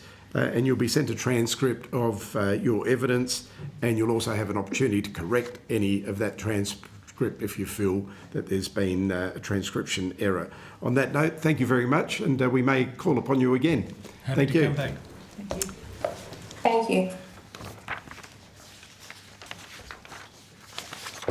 Just music. It's cold. Sorry. So I put this on this morning, thought I'd be too hot. Now I'm like, oh God, I wish I put Just remind jacket you, on. broadcast is still on. Oh, right. That's all right. We can chat about being cold. Sorry? They're on video. Our next witness is okay. Excellent. Our next witnesses, Infrastructure Australia, are on video. And I now welcome the witnesses from Infrastructure Australia to give evidence. For the Hansard record, would you please state your names and the capacity in which you appear before the committee? Thank you, Chair. Adam Koch, Chief Executive of Infrastructure Australia. Thank you. Welcome. Next. Ms Fox. Yes, I just need you all to state your name and the capacity that you're appearing before the committee. Sophie Fox, Acting Chief Planning of Insights. Thank you. Thank you very much. And it's just the two. Terrific. Although the committee does not require you to give evidence under oath, this hearing is a legal proceeding of the Parliament. The giving of false or misleading evidence is a serious matter and may be regarded as a contempt of Parliament. The evidence given today will be recorded by Hansard and attracts parliamentary privilege. Thank you very much for your submission to the inquiry. I'll now invite you to make a very short opening statement of a few minutes before we proceed to a discussion and a small Q&A. Over to you. Thank you, Chair. I'll just briefly explain the role of Infrastructure Australia and the report that formed the basis of our submission. So Infrastructure Australia is the Australian Government's independent infrastructure advisor. We provide independent advice right across the project lifecycle, from early stage planning to business case assessment to post-completion evaluation and policy work as well. In 2020, the Council of Australian Government's First Ministers asked us to monitor the conditions of the construction sector, particularly around the issues of market capacity. And so we've been preparing a report on that for the last 5 years. The way in which we do that is we have data sharing agreements with all the states and territories of their forward pipeline of infrastructure work. We then run that through our own model, and it gives the plant labour, equipment and material to deliver on that demand. In terms of labour, we analyse it and provide occupation code level data on what's in shortage around Australia. We have consistently found for the last 5 years or so that there are deep shortages across a range of occupations. About 60% of the occupations we measure are in shortage. And so over time, we have provided further advice on ways to increase the supply of labour, materials, and also improving productivity in the sector to do more with less. So I'm happy to answer any questions the committee may have. Thanks. Just very quickly, could the current partnership settings be expanded to extend to other federal and state government stakeholders in Australia's migration program? In other words, there's certain partnerships. Could it be extended, especially in regional areas? So we do collect data on regional areas through the forward pipeline data that we have. So it is a mixture of state government data and private sector data as well. We found in our last report that a number of regions will be in very deep shortage for particular utilities projects that are being delivered in the region. So, for instance, in New South Wales, places like New England, Northwest, and in Queensland, the Sunshine Coast and Wide Bay, and in Tasmania in the southeast. Excellent. Thank you. I'll now go to Mr. Rebelo. Thank you, Chair. Infrastructure Australia's consistently warned about the infrastructure deficit that's associated with rapid population growth that we're seeing. I'm interested in your views on whether current migration policy is consistent with infrastructure capacity. Any questions for this one? Our advice aligns to what the projections are. So we just released, for instance, the infrastructure priority list this week, and that is a pipeline of about 68 projects around the country, and we have had regard to the mega trend of population growth. So we've made recommendations on what needs to be delivered over the next 10 years. We don't really take a view on whether the migration setting aligns with infrastructure. We just respond to what we think the demand would be based on people at the centre for population. And what are the migration assumptions that were used for the preparation of your recent priority list? It's based on mostly the Centre for Population that's in Treasury, and they do analysis and have done for more than 5 years on where Australia is heading in terms of its population. So roughly 40 million over the next 20 or 30 years. So we have put in place in our priority list a range of infrastructure projects that we think will help support that growth.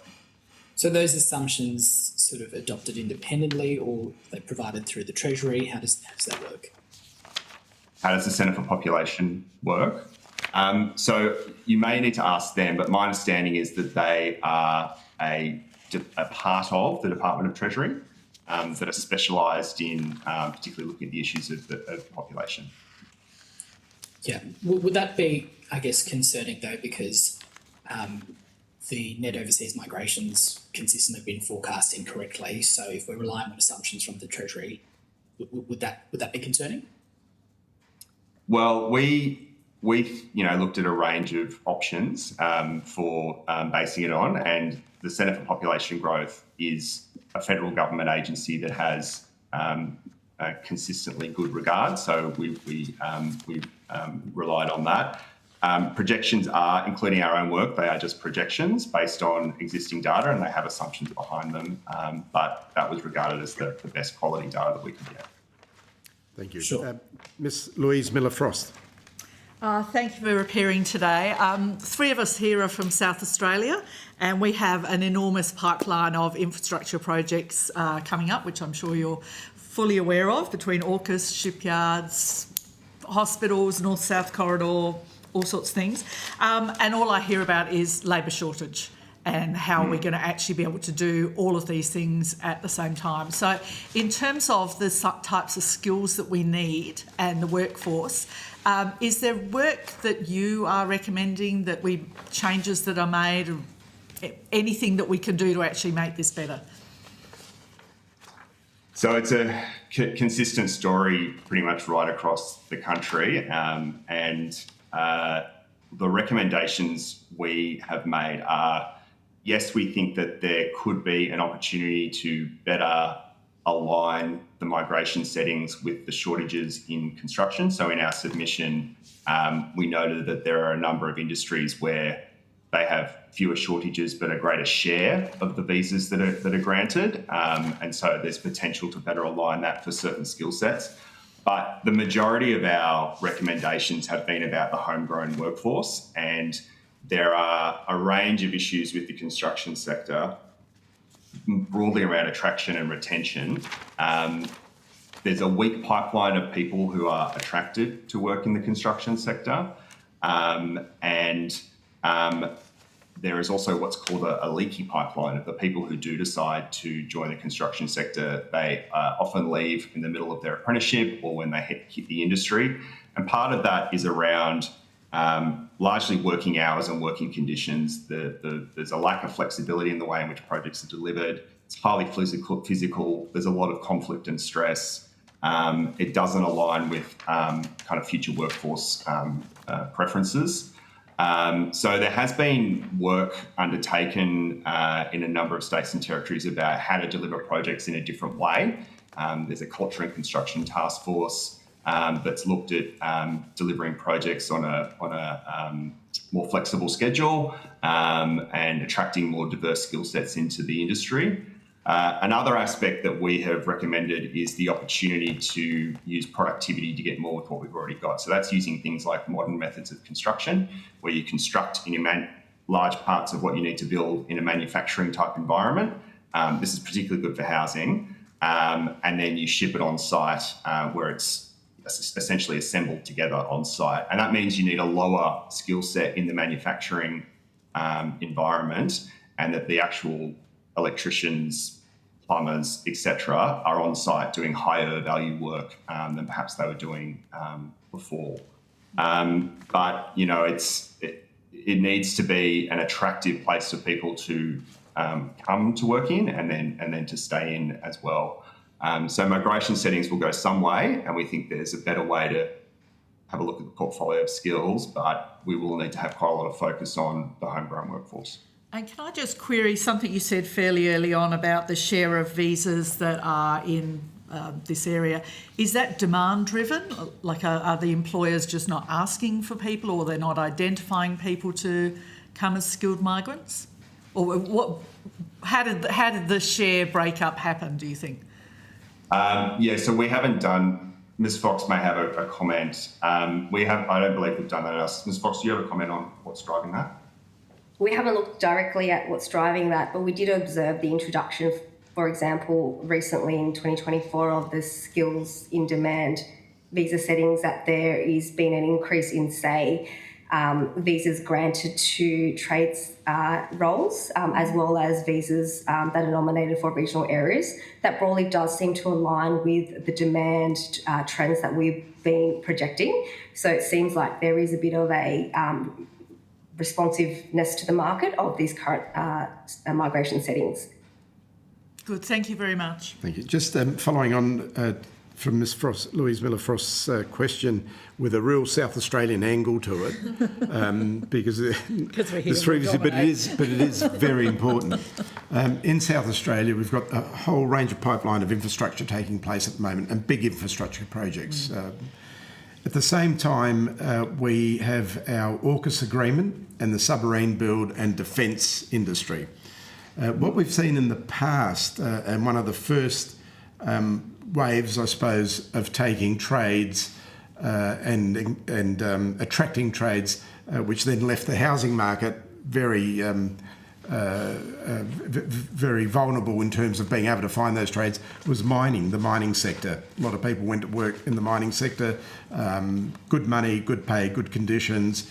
That then left a shortage in our domestic market, in our cities and regional towns.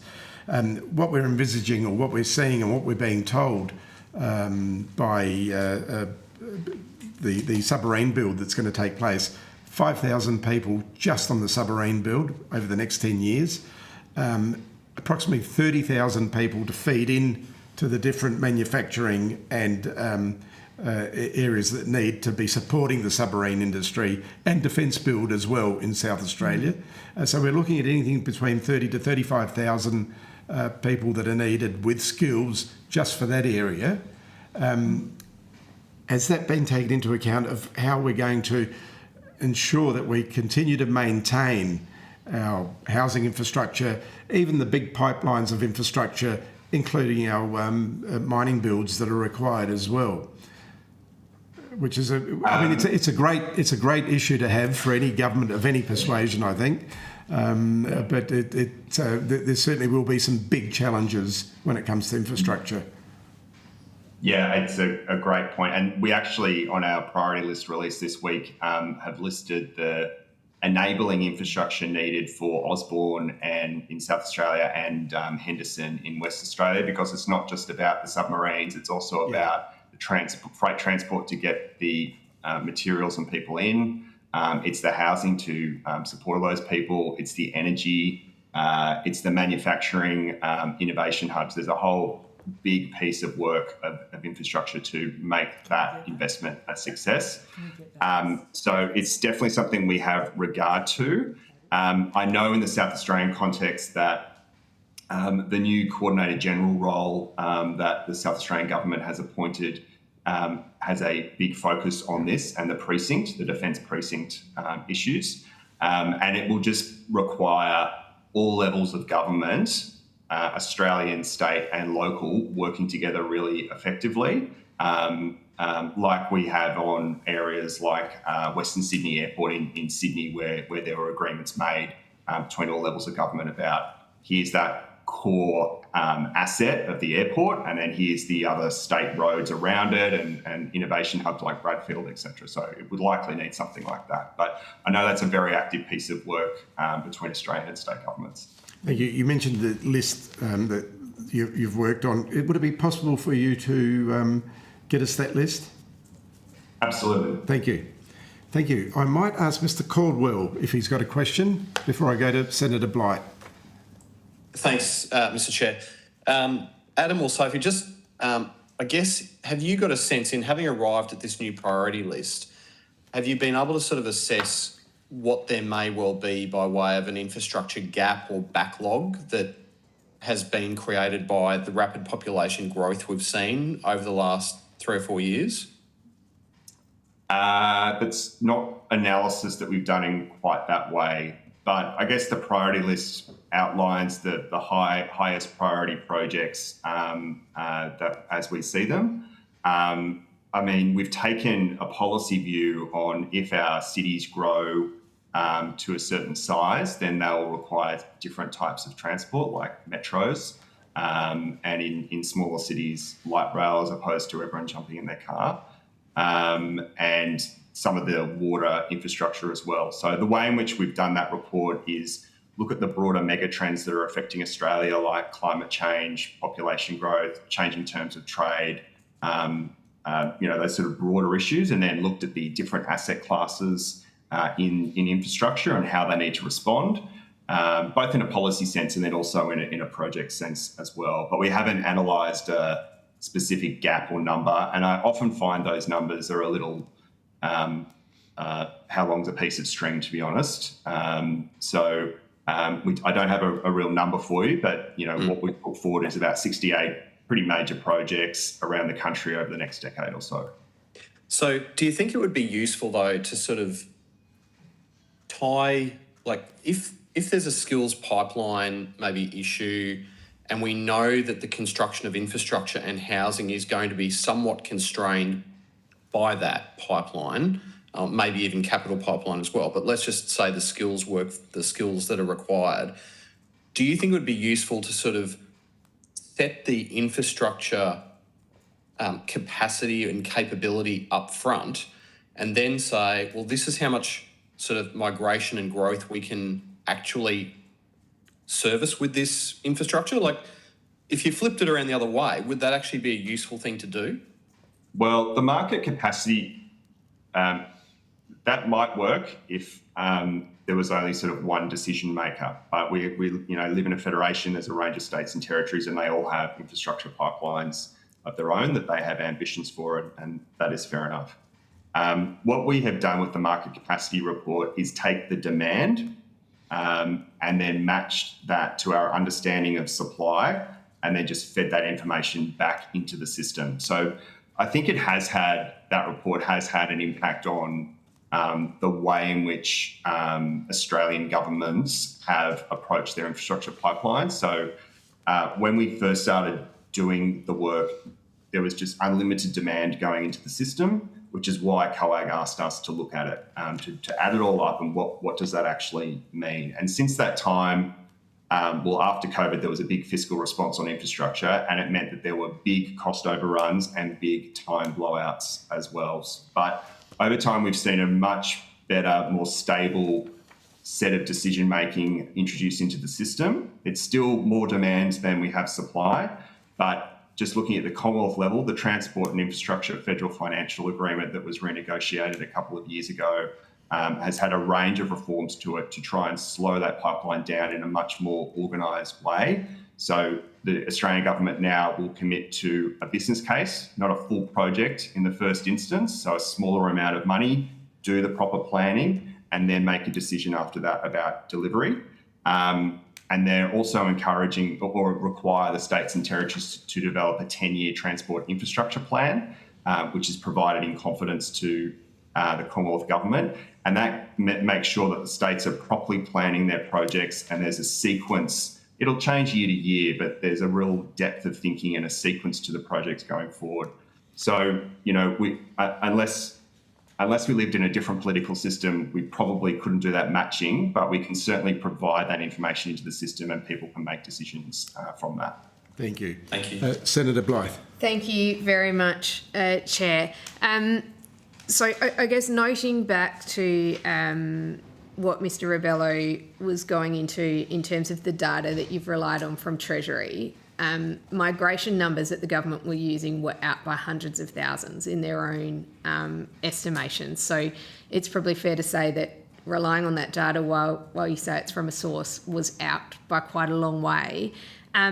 What impact has that had do you think, I mean, Australia is one of the most expensive places in the world to build infrastructure. In your own submission, you note that there are 6,900 skilled visa applicants that are coming through in the construction industry, and you're projecting that we will need an additional 202,000 workers to deliver these pipeline projects. Looking at that pressure in terms of the net migration numbers that we have in Australia versus the skilled workforce that we need, plus the infrastructure, and that's not even sort of looking at housing. I guess what is the necessary growth that we're going to need year on year to be able to fulfil this, given that there are some incredible lofty targets that have been set in terms of domestic housing builds versus huge, and I'm also from South Australia, huge government infrastructure projects as well. Is it even possible to achieve these things?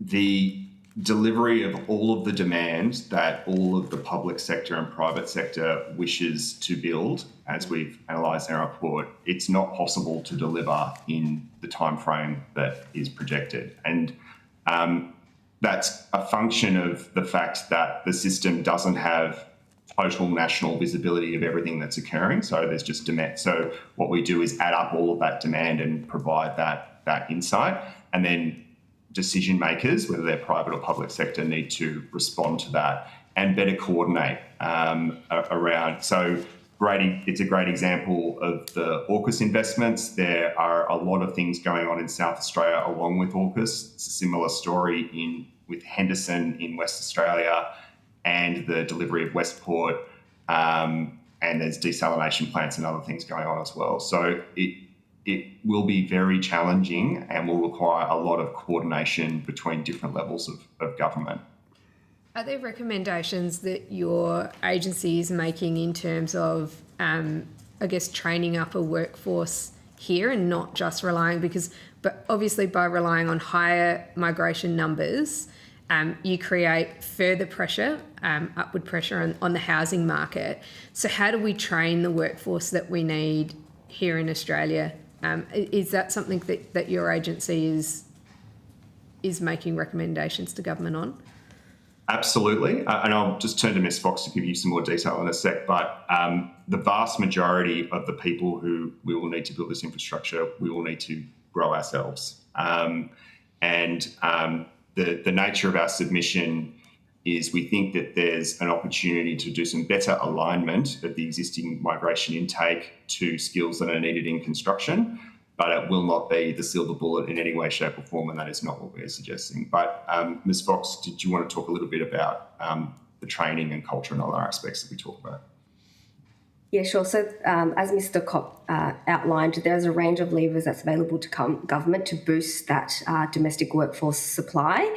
That ranges from improved attraction and retention of workers into the sector. A big part of that is around improving the workforce culture and diversity and all the workforce settings, which is a major drag and a major blocker to women entering the construction infrastructure industry. There is work underway across governments to look at that. As Mr Kopp mentioned, for example, the construction industry culture standards. So that's one key lever that we think will have a marked improvement on keeping the workforce that we attract already in the sector. That is very key. The other thing is with the emerging skills needed, for example, increasing productivity, the use of digital tools and new technologies, we do see work underway across jurisdictions, piloting various skills programs to upskill the existing workforce. And we think there is a role also for all governments to work together to learn from each other, but also create that national consistency in how we're training and upskilling the existing domestic workforce. Thank you. Can I just ask a question? In terms of the long-term goals, or in terms of the reliance upon skilled migration, Do you ever see a period where we won't be reliant on skilled migration? And how do we get to that point? And I suspect, when you go back, Australia at the turn of the century, in the 50s, was growing immensely in terms of migration that was coming in, but it was permanent migration. Yet we didn't seem to have these challenges, even though the population was increasing very, very quickly. I'd say even at a faster pace than we're increasing today. Do you think that the solution could be in higher migration numbers as permanent migrants, which then gives us, and I'm talking long term, the ability to train people, to skill them up in different trades for construction, etc. Do you see or envisage at some point how we get to a point where we're not reliant on skilled migration? Yeah, I wouldn't describe the infrastructure and construction sector as reliant on skilled migration. Like, it's a relatively limited amount that comes into the sector currently. But you know, it would be great to get to a position where it was completely homegrown skills. There may be a need for specialist skills as we deliver, you know, new types of infrastructure, or you know, there was a big intake of permanent English and French and Spanish migrants over the last 15 years, because we were going through a massive transport infrastructure boom, and they have already gone through a boom like that and have the skills to really drive some of that as well.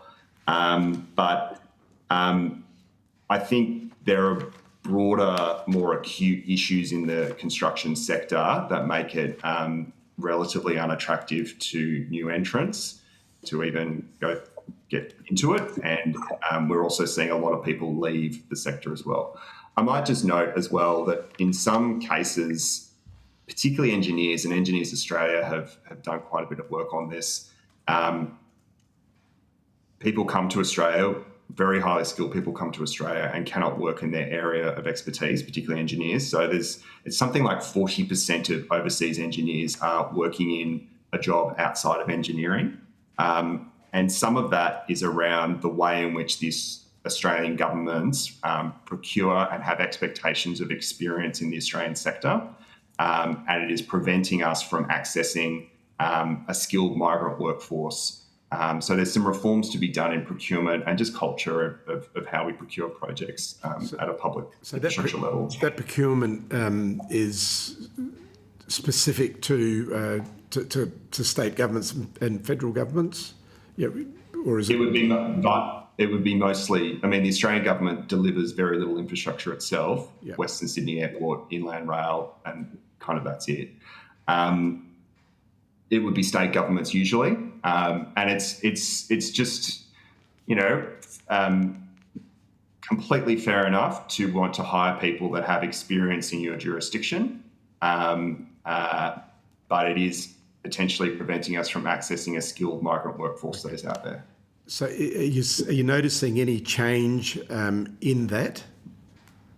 And have there been made, you know, if there's been submissions made to the state governments, etc., to focus in this area, which then ensures that we have more skilled people for these particular infrastructure jobs? Has there been discussions with state governments? It's certainly a known issue and actively discussed. Ms. Fox, do you have anything to add on this? On the recognition of the placing of skilled migrants, say for engineers, in the jobs that they're qualified, I know that there's certainly programs at the jurisdictional level, so states and territories, by transport, for example, transport delivery agencies, working with the likes of, say, Engineers Australia to help those engineers and to place them in the roles, in the jobs that they are trained and qualified to do. Certainly at the moment they are program pilot level, but there certainly is work happening at jurisdictions. It is a known problem, and various delivery agencies are working to address that. Okay. So but that seems to be a huge problem if we have people that are skilled, but because of technicalities can't work in that area. From what I've heard, I think you said 40% of engineers are not working as engineers, correct? Yeah, that's Engineers Australia data. And in your mind, those engineers would be fully qualified and could do the work? Well, I couldn't talk on behalf of Engineers Australia's data, but they are clearly recognising it as a key issue, and they have been working with state governments at least the pilot level, and they advocate on it publicly as well. Okay, thank you. Are there any further questions? Just Mr. Caldwell, only because I can't see Mr. Caldwell. That's why I'm asking. Thank you. And Sorry, just one further. Then I'll go to Mr. Rebelo if you've got a question. Thank you. Thank you. And I know we have a question on notice to to Jobs and Skills Australia on this point about who they consult with in relation to their sort of key stakeholder discussions. Were you included in that with Jobs and Skills Australia? We work really actively with Jobs and Skills Australia. We have collaborated on reports around skills needs for particularly net zero skills. As a report that we did with Jobs and Skills Australia, arranged by other people, and we are in very regular contact with them. Okay, that's good. Thank you. And the Jobs and Skills Council Build Skills, which is relevant for our sector. Thank you. Mr. Rebelo. Thank you, Chair. I think it's fair to say that population growth driven by migration places some level of upward pressure on housing demand, especially in the short term. Would you agree with that? Yes. Fantastic. So I'm just interested in whether the department has provided advice to the government on whether the housing construction sector currently has the capacity to meet the level of housing demand that's generated by migration levels. Is that something that you do provide advice to the government on? No. We mostly focus on what's called the hard economic infrastructure sectors, so that's water, telco, energy and transport. Yeah. We have done some work on, there was a debate happening a couple of years ago about whether the infrastructure pipeline was cannibalising the workforce from the housing pipeline. And we did a piece of analysis on that, which is in our market capacity report. And we found pretty limited evidence that people were moving in great numbers from housing into infrastructure. The Jobs and Skills Council for Build Skills, has also done a much deeper piece of analysis on that, and they have also found very limited evidence that there is switching occurring. People tend to stick in either the infrastructure sector or the housing sector going forward. But we haven't provided specific advice on that. Okay, thank you. Thank you. Being no further questions, I thank you very much for appearing before us today. Thank you for coming. If you've been, there's a couple of things that we've asked for, which if you can provide it to the committee for that information that we've asked, please send it to the Secretariat by Friday the 17th of April 2026. You'll be sent a transcript of today's evidence, and you'll also have an opportunity to request any corrections to that transcript if you feel there's been any errors. So thank you very much. We may call upon you again, and the committee will now take a 10-minute break and reconvene at 10:40. Thank you.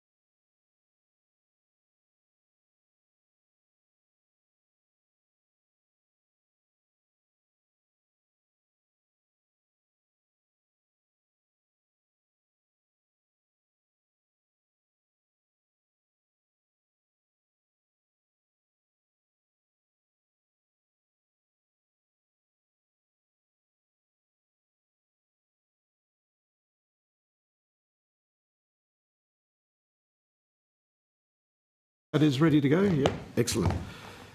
I now welcome witnesses from the Department of Infrastructure, Transport, Regional Development, Communications, Sport and Art to give evidence.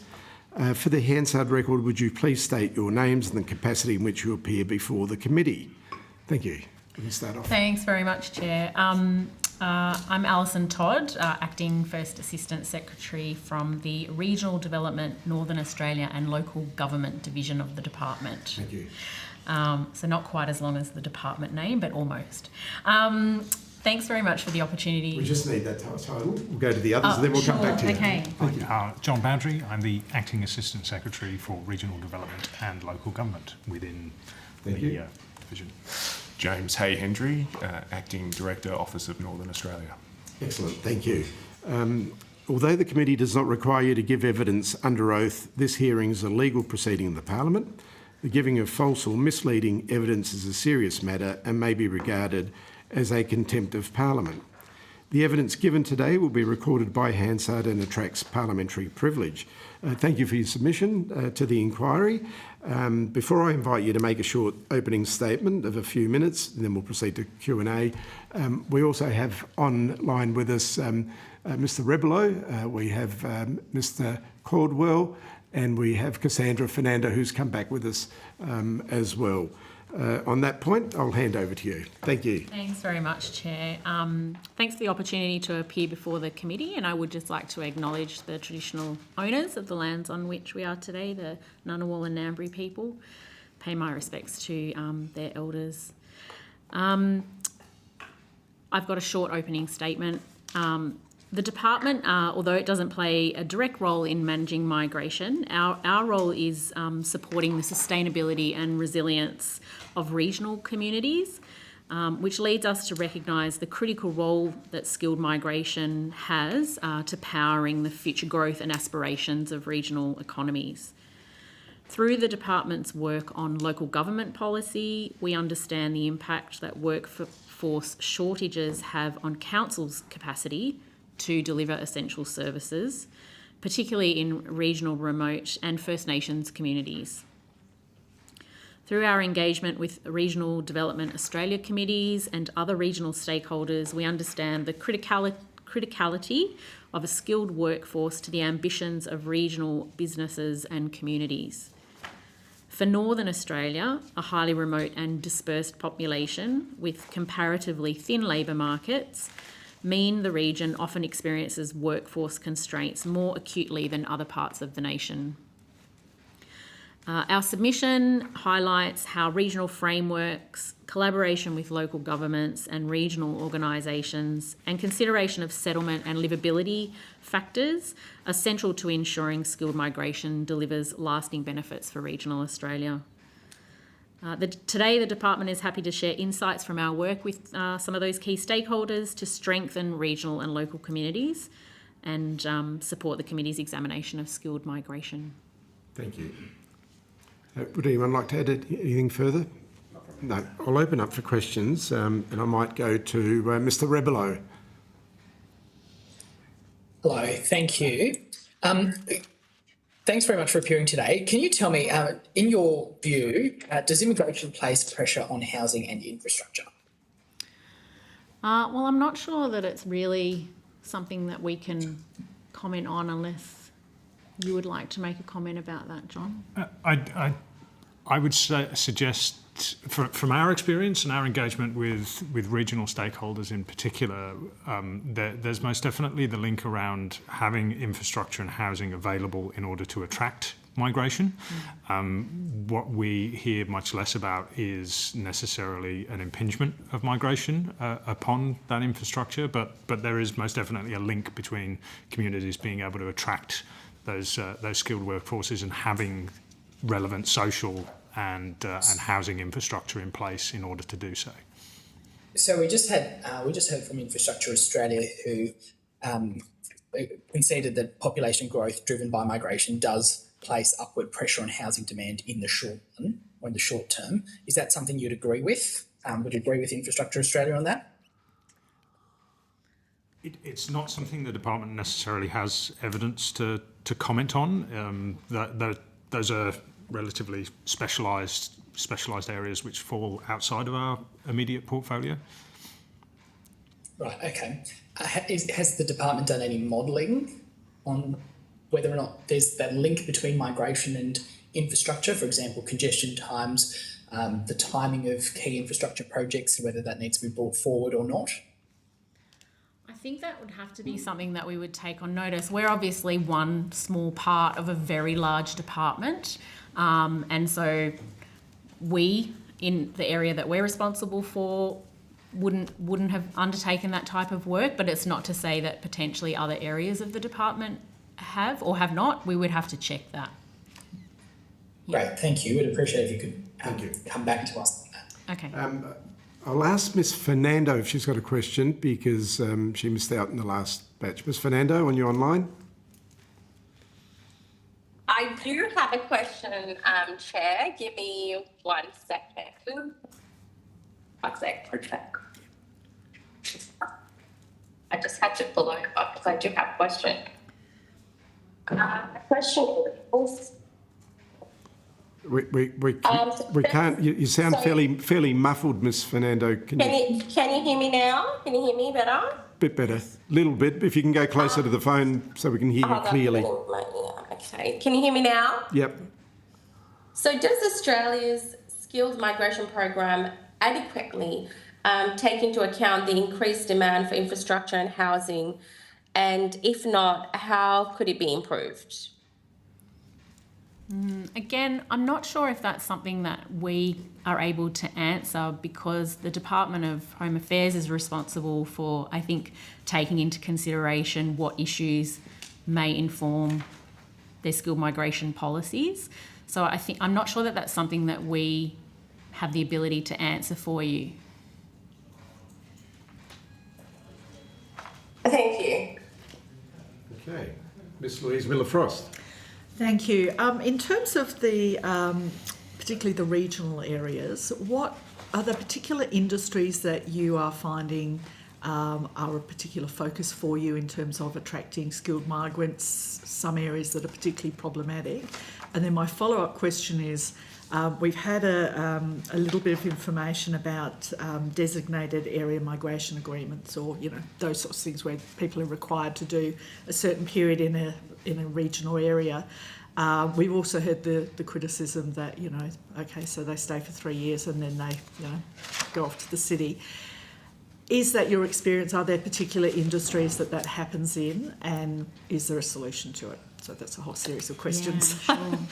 Look, I think in answer to your first question, there are it depends on the region and what industry or what growth is happening in that region as to what the skills might be. So it's hard to make a kind of broad comment. I don't know if... Do you have anything to say in relation to or do you have any examples for particular regional areas that you want to comment on in terms of demand for skilled labour? Not with regard to specific regions, but one of the things that perhaps we can comment on is certainly in the local government space, and the House Committee for Regional Development, Transport and Infrastructure at the moment is exploring fiscal sustainability within the local government sector, and a number of submissions there have raised access to skilled workforce as a primary issue, particularly in regional areas. Typically we're seeing that in relation to planners and civil engineers, those sort of broader industrial piece, which ties into then that civil infrastructure and housing availability component, and the challenges that local governments are having both in attracting those workers, but then also the recognition that a lot of these skilled areas are now operating on a sort of national labour market approach, particularly in the planning space, where there is competition between the regions and the cities, which you alluded to in your question.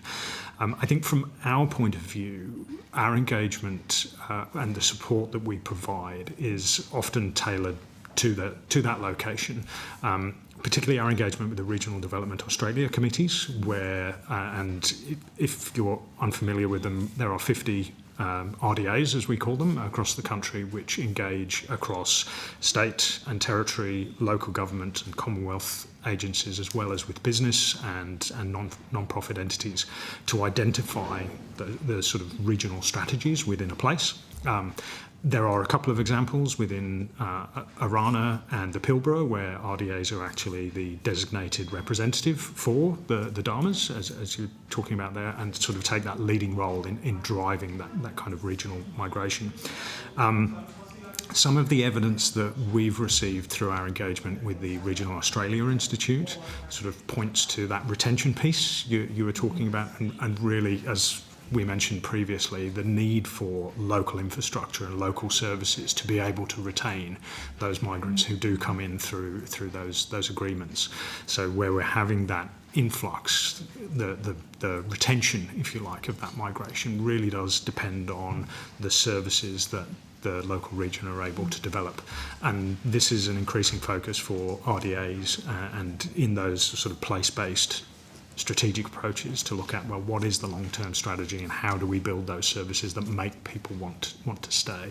But unfortunately, I don't have any evidence which would articulate specific industries, because as Ms Todd has pointed out, it really does vary geographically across the country, and depending on what are the in-need industries within those regional places.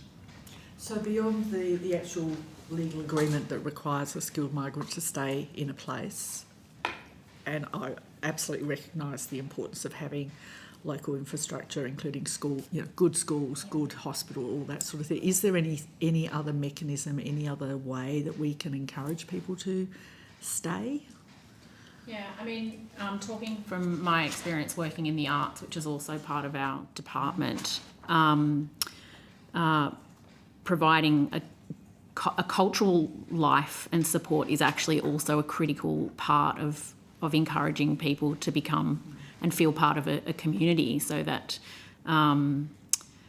they can share culture, be immersed in culture that is in the community that surrounds them. So that there are a range of services that are provided by local councils and other organisations within a community that make the livability of a region attractive, not purely from an employment point of view, but for families and supporting children who are part of that as well, and playing a more fuller life, let's say, in the community. Yeah. Thank you. Thank you. Just before I go to Senator Bligh next, very quickly, and I asked the same question of the witnesses before, which was Infrastructure Australia. In South Australia, we have massive AUKUS build, 6 submarines over the next 10, 15, 20 years. Defence build with defence ships being built. The projection is that we're going to need 30,000 workers to feed the industry, not to feed physically food, but to feed everything from manufacturing to supporting the industry to the actual build itself, up to 10,000 workforce. When this happens, obviously there's infrastructure, obviously has a shortfall as it is at the moment with skills. When you have massive projects as well taking place, it then sucks out people who out of different areas and different industries, including housing, including transport infrastructure as well. Have you envisaged this, and are you looking at how this could be rectified, or a smooth sail over the next 5 to 10 years in South Australia specifically? Yeah, again, I'm not sure that we're the right people to answer that question, just because of the specific area that we work in, which is the regional development and local government space. We did talk... But there will be, sorry for interrupting. No, that's okay. For example, in South Australia, in Adelaide, that's where the build's taking place, and I know the Defence Department, state governments are all in control of that. But what that will do is suck out from our regional areas the impact people. So there will be an impact in your area. Yeah. And I'm wondering whether you're talking with the different departments, if plans are being put in place, how we're going to do this in terms of without impacting in those regional areas. I absolutely take that point. I'm conscious from previous engagement in other roles around the work that happens between infrastructure and transport ministers to align some of this. I think that might be a question that is best if we take on notice and refer to some of our infrastructure colleagues who may have a much clearer view in terms of some of that overall strategic planning. It would be good to see if there has been any planning done, because I don't think there's any other project in Australia at this point in time envisaged bigger than the defence build in South Australia, and perhaps in WA a bit as well, which then will have an impact on every single regional area, not just in South Australia but around the country. So if there's been any modelling or reports or any thought of conducting a report into how we're going to manage it, it would be good for this committee to be aware of it. Thank you.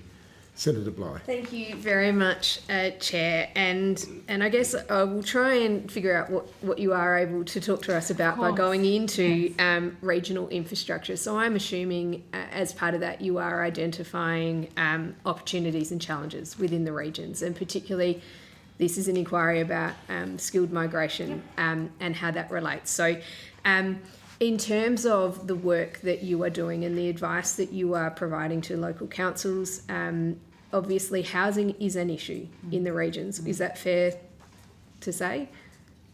It provides a challenge for people to get them to move to the regions? Yeah, well, I think public discourse is very clear on that issue. Yes. Okay, so we're clear on that. Yeah. So in terms of when we've got skilled migrants coming in, and we've heard from other people providing evidence, other departments, that there are key areas, health, education, just to name sort of two priorities. They are also shortages in the regions.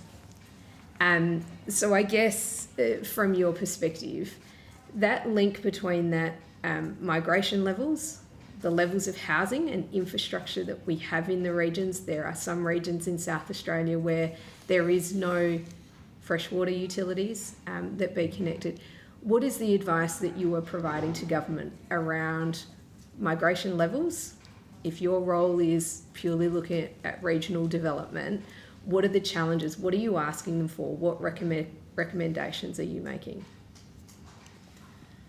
I think it's fair to say that we draw on the networks of the local regions that we do talk to regularly, and that we and to represent their interests in the considerations of those other departments who are responsible for particular things like housing, housing infrastructure, whether it's to do with water, transport, those types of things. I'm not sure if you want to talk just a little bit about how we draw on or connect with the issues that are being raised through our local council networks, and then through the regional development, the RDA committees as well. Certainly, and I think I would make clear that certainly from our part of the portfolio, we don't make specific recommendations around migration. Can I ask what is your remit then within the department? So a key aspect for how we work in this space is connecting local bodies. So as I mentioned with the Regional Development Australia committees, that's a key example of how the government through the regional portfolio will facilitate conversations across all three levels of government to be able to engage on those local place-based and empowering those place-based decisions. So our role would very much be around connecting the right organisations together to be able to support that conversation and identify what those migration needs are in a region. Typically, we would see that advice then being driven into state and territory government, which would drive the actual place-based migration plans, and then further engagement between those plans and the Department of Home Affairs with its responsibility for migration overall. So our role is much more in about facilitating the conversation than providing the end advice. Okay. So in terms of when you're facilitating and coordinating between government departments and levels of government, what would you say would you say that the level of migration at the moment is putting pressure on housing in the regional areas? As I said earlier, the engagement that we've had with our stakeholders suggests that there's an issue with infrastructure not necessarily encouraging migration in the way that local communities would hope for, that perhaps a lack of housing availability in some locations is preventing skilled migration. The conversations that we're having are based on attracting people rather than necessarily any concerns over too many people coming into a region, if that makes sense. So you're, and I think this is something that we're seeing in terms of being able to attract teachers, medical professionals, nurses, childcare workers, all of those sorts of even care workers to regions. Housing is a huge problem, and that's not that even if you leave migration out of it, but you can't make recommendations from your department to say we would recommend utility infrastructure, even though you sit in the Department of Infrastructure. So again, things like... You can't make those recommendations, it seems. Things like utility infrastructure are state and territory responsibility, so the Commonwealth doesn't have that direct responsibility there. What we do, however, through programs like the Regional Precincts Partnership Program, through the Growing Regions Program, etc., is provide infrastructure funding, which can then be made available to local governments and state and territory governments for them to build that infrastructure. But primarily that infrastructure is a state and territory responsibility. So we as the department co-fund with federal funding. Like the states can't afford to do that themselves. Absolutely, but the decision on that building and that 100%. But I guess it's whether you in all of these connections that you're making are making those recommendations on where that federal funding is best placed. We don't necessarily make the recommendations about those things. However, we do have responsibilities in providing advice so that when government is making decisions across a whole broad spectrum of issues, that there is a regional voice considered in that decision-making process. So we draw on the knowledge of our networks, whether it is through local councils or whether it's through local communities that we're engaged with through the RDA network, that if government is considering policy decisions across a range of issues, that those issues are part of that consideration. Can I just add to that? So just to get our heads around it, so you respond to governments when they're making a decision or providing a plan for a policy, for example. You'll then come in and respond to that? Yeah, we would represent the interests of the impact, I guess, of regional areas. So in terms of seeking future outcomes, reports, etc., prior to anything being proposed by government, that you guys don't look at that area? So you only respond to what government's doing? No, I'm saying that we would make sure that the voices and the impacts that are heard. That are correct, yes. Yeah. And that's the responsibility of reflection. So I was just trying to get my I know, head, I'm trying to get my head around it as well. So there are a couple of components here which might be useful for me to... Just very quickly, you identify that there needs a new road to be built in XYZ regional local government area. Will you then go to government and say, look, this is something that is an area that needs looking at, or do you wait for government to come to you and say, we've spoken with the regional local government and we're going to put a road in this area, how does this impact? We're not involved at that micro level, I would suggest, on particular things like a road. No, I'm using it as a I know, very, yes. So we might provide advice to government on general settings around where there is need at that larger So what kind of need? sectorial. Can I just drill down? Need of what? Often. So, It's for not instance, roads. it could be community infrastructure.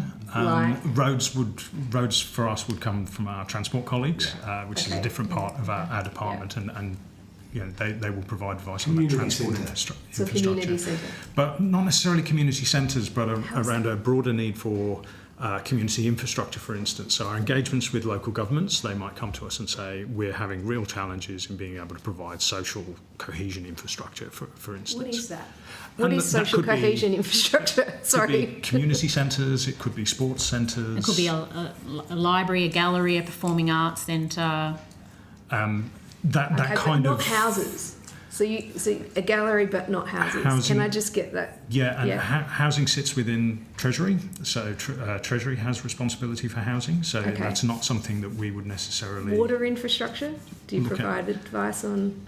We don't provide advice Okay. because that is a state and territory responsibility. But you're not going to represent that a community might need water, but you'll recommend that they need a gallery or make a And again, we won't representation? make recommendations Sorry, on a community. representations. I might just for a add to community what centre? Mr. Bowdry's saying. From Northern Australia perspective, we wouldn't necessarily hold the pen in terms of decisions being made, but we're advocating on behalf of stakeholders in Northern Australia. Yeah, okay. So if there's a question around, say, water infrastructure in Cairns, we would be advocating on this local stakeholders' So you behalf, will but be we're a- not making a decision. But the Northern Territory will, but not anywhere else. That's what it's So sounding Northern like to me. Australia Is this across Northern Australia? The whole Yeah. of sort of Northern WA, Northern Territory, Okay. Northern Queensland. Right. But what about the South? Who's representing those? So from a regional perspective. So again, in that regional space, we have engagement with our state and territory colleagues, and we have engagement with the local government sector, as well as the information that we hear directly from Regional Development Australia committees.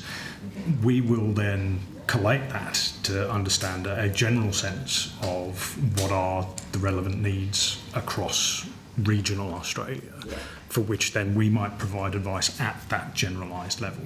But it will be for states and territories and those local partners to actually identify their individual needs. Can I just drill down into that? So it's not on, and forgive me because I assumed infrastructure. So it's really not on water, roads, housing. It's more community based, community centres, sporting facilities. So is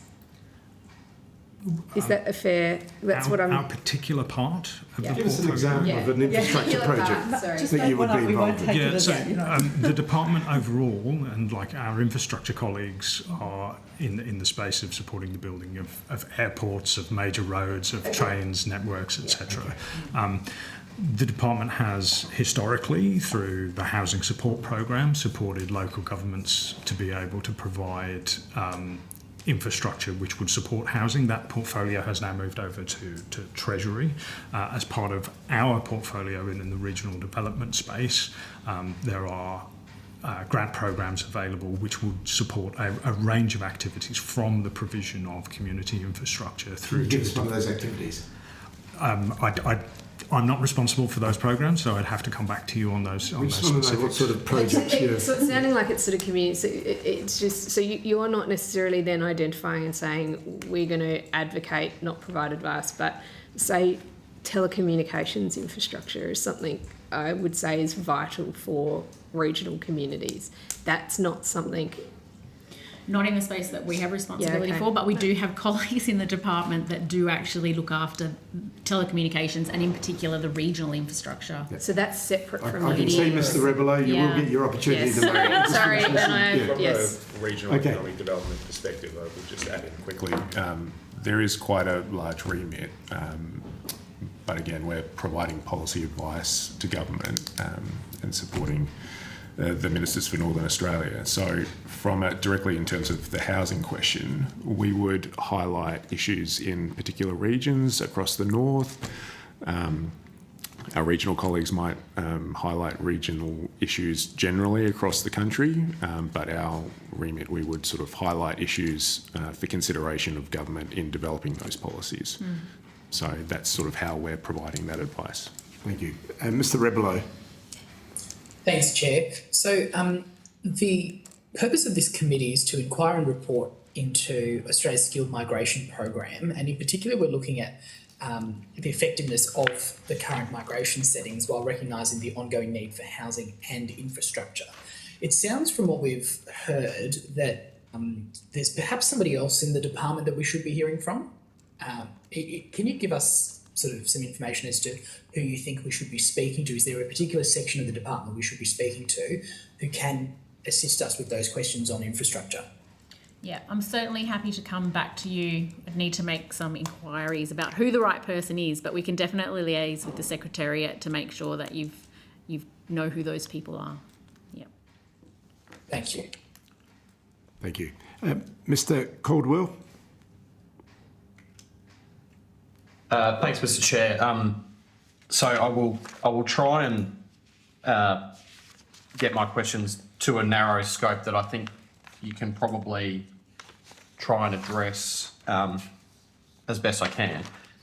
So, Ms. Todd, I think if I'm listening to what you've said, you sort of, in summary, you highlight a need based on information that you absorb and you bring in, and you might talk to other departments about that. So, putting to one side the public discourse that you talked about earlier, what is your views and the department's position in relation to whether or not there is a need for housing in order for the regions to develop?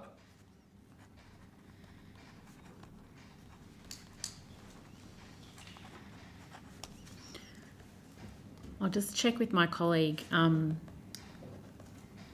don't think we covered we didn't cover that issue in the submission, right?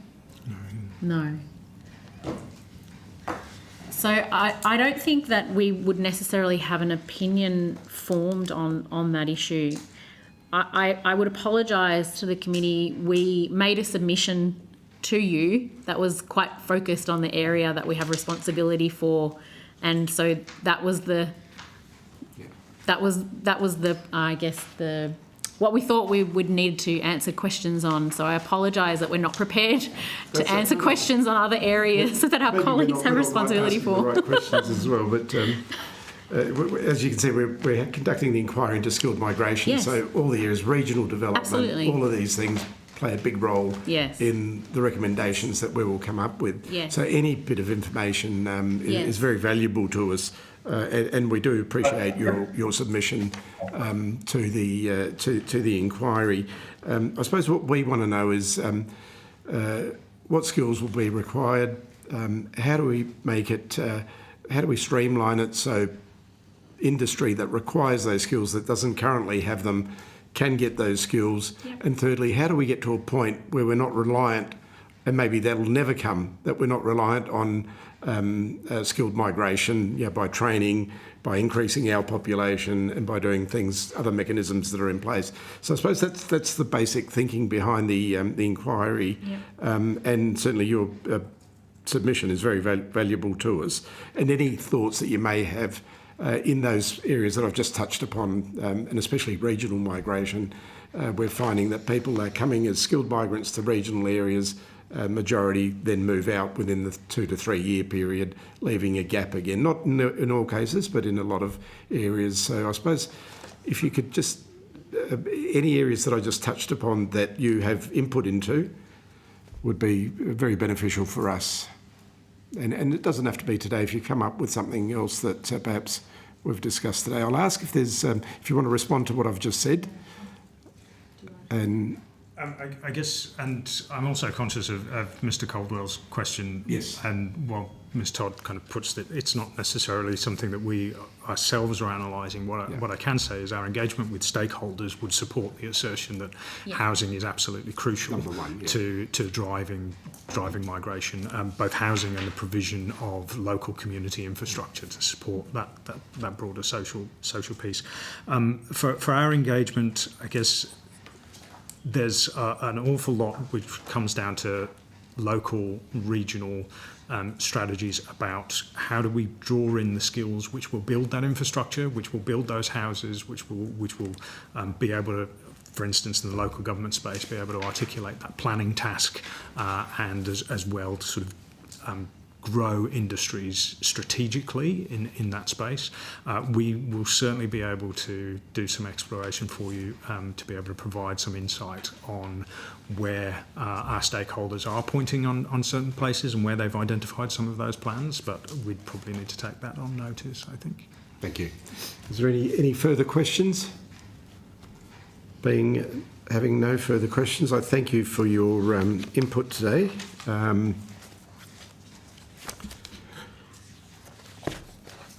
and thanks for coming.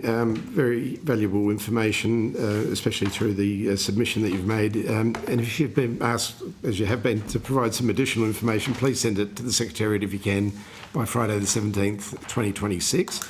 You'll also be sent a transcript of today's evidence, and you'll have an opportunity to request corrections to the if there's any transcription errors that you feel need to be. We may call upon you again, but thank you very much for your submission and for appearing before our committee today. Thank you. Thank you. We're 3 minutes ahead of time. Wow. Oh, Chair. We now have our next witnesses. Unless someone wants a 2-minute break, I doubt it. I think we'll go straight into the next witnesses. Thank you. Are they here? Yeah. Regional Capitals Australia and National Growth Areas, correct? And one online, okay. I now welcome the representatives to Regional Capitals Australia and National Growth Areas Alliance to give evidence. Thank you. So we've got 1, 2 and 1 online as well. For the Hansard record, could you please state your name and the capacity which you appear before the committee? Just that at this point. Thank you. Bronwyn Clark, Chief Executive Officer of the National Growth Areas Alliance. Welcome. Rachel Sweeney, Secretariat, Regional Capitals Australia. Welcome to the committee. And Josh Black, Chair of Regional Capitals Australia. Thank you. Although the committee does not require you to give evidence under oath, this hearing is a legal proceeding of the Parliament.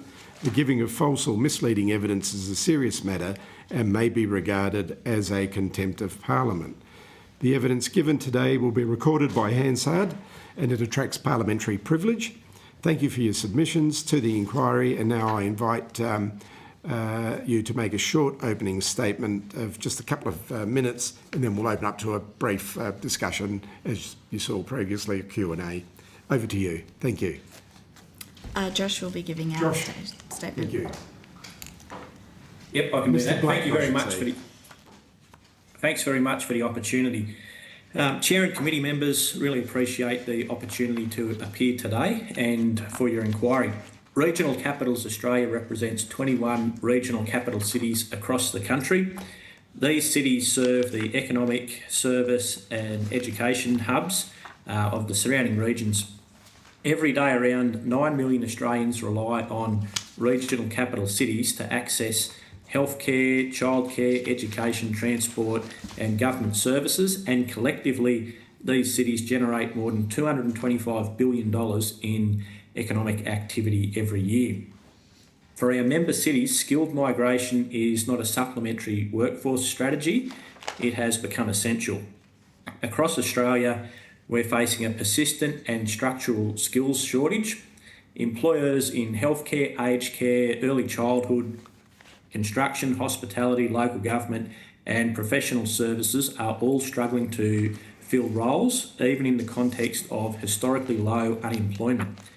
In many regions, there's simply no local workforce to meet the demand. Skilled migrants play a critical role in sustaining essential services, supporting businesses and enabling regional communities to grow.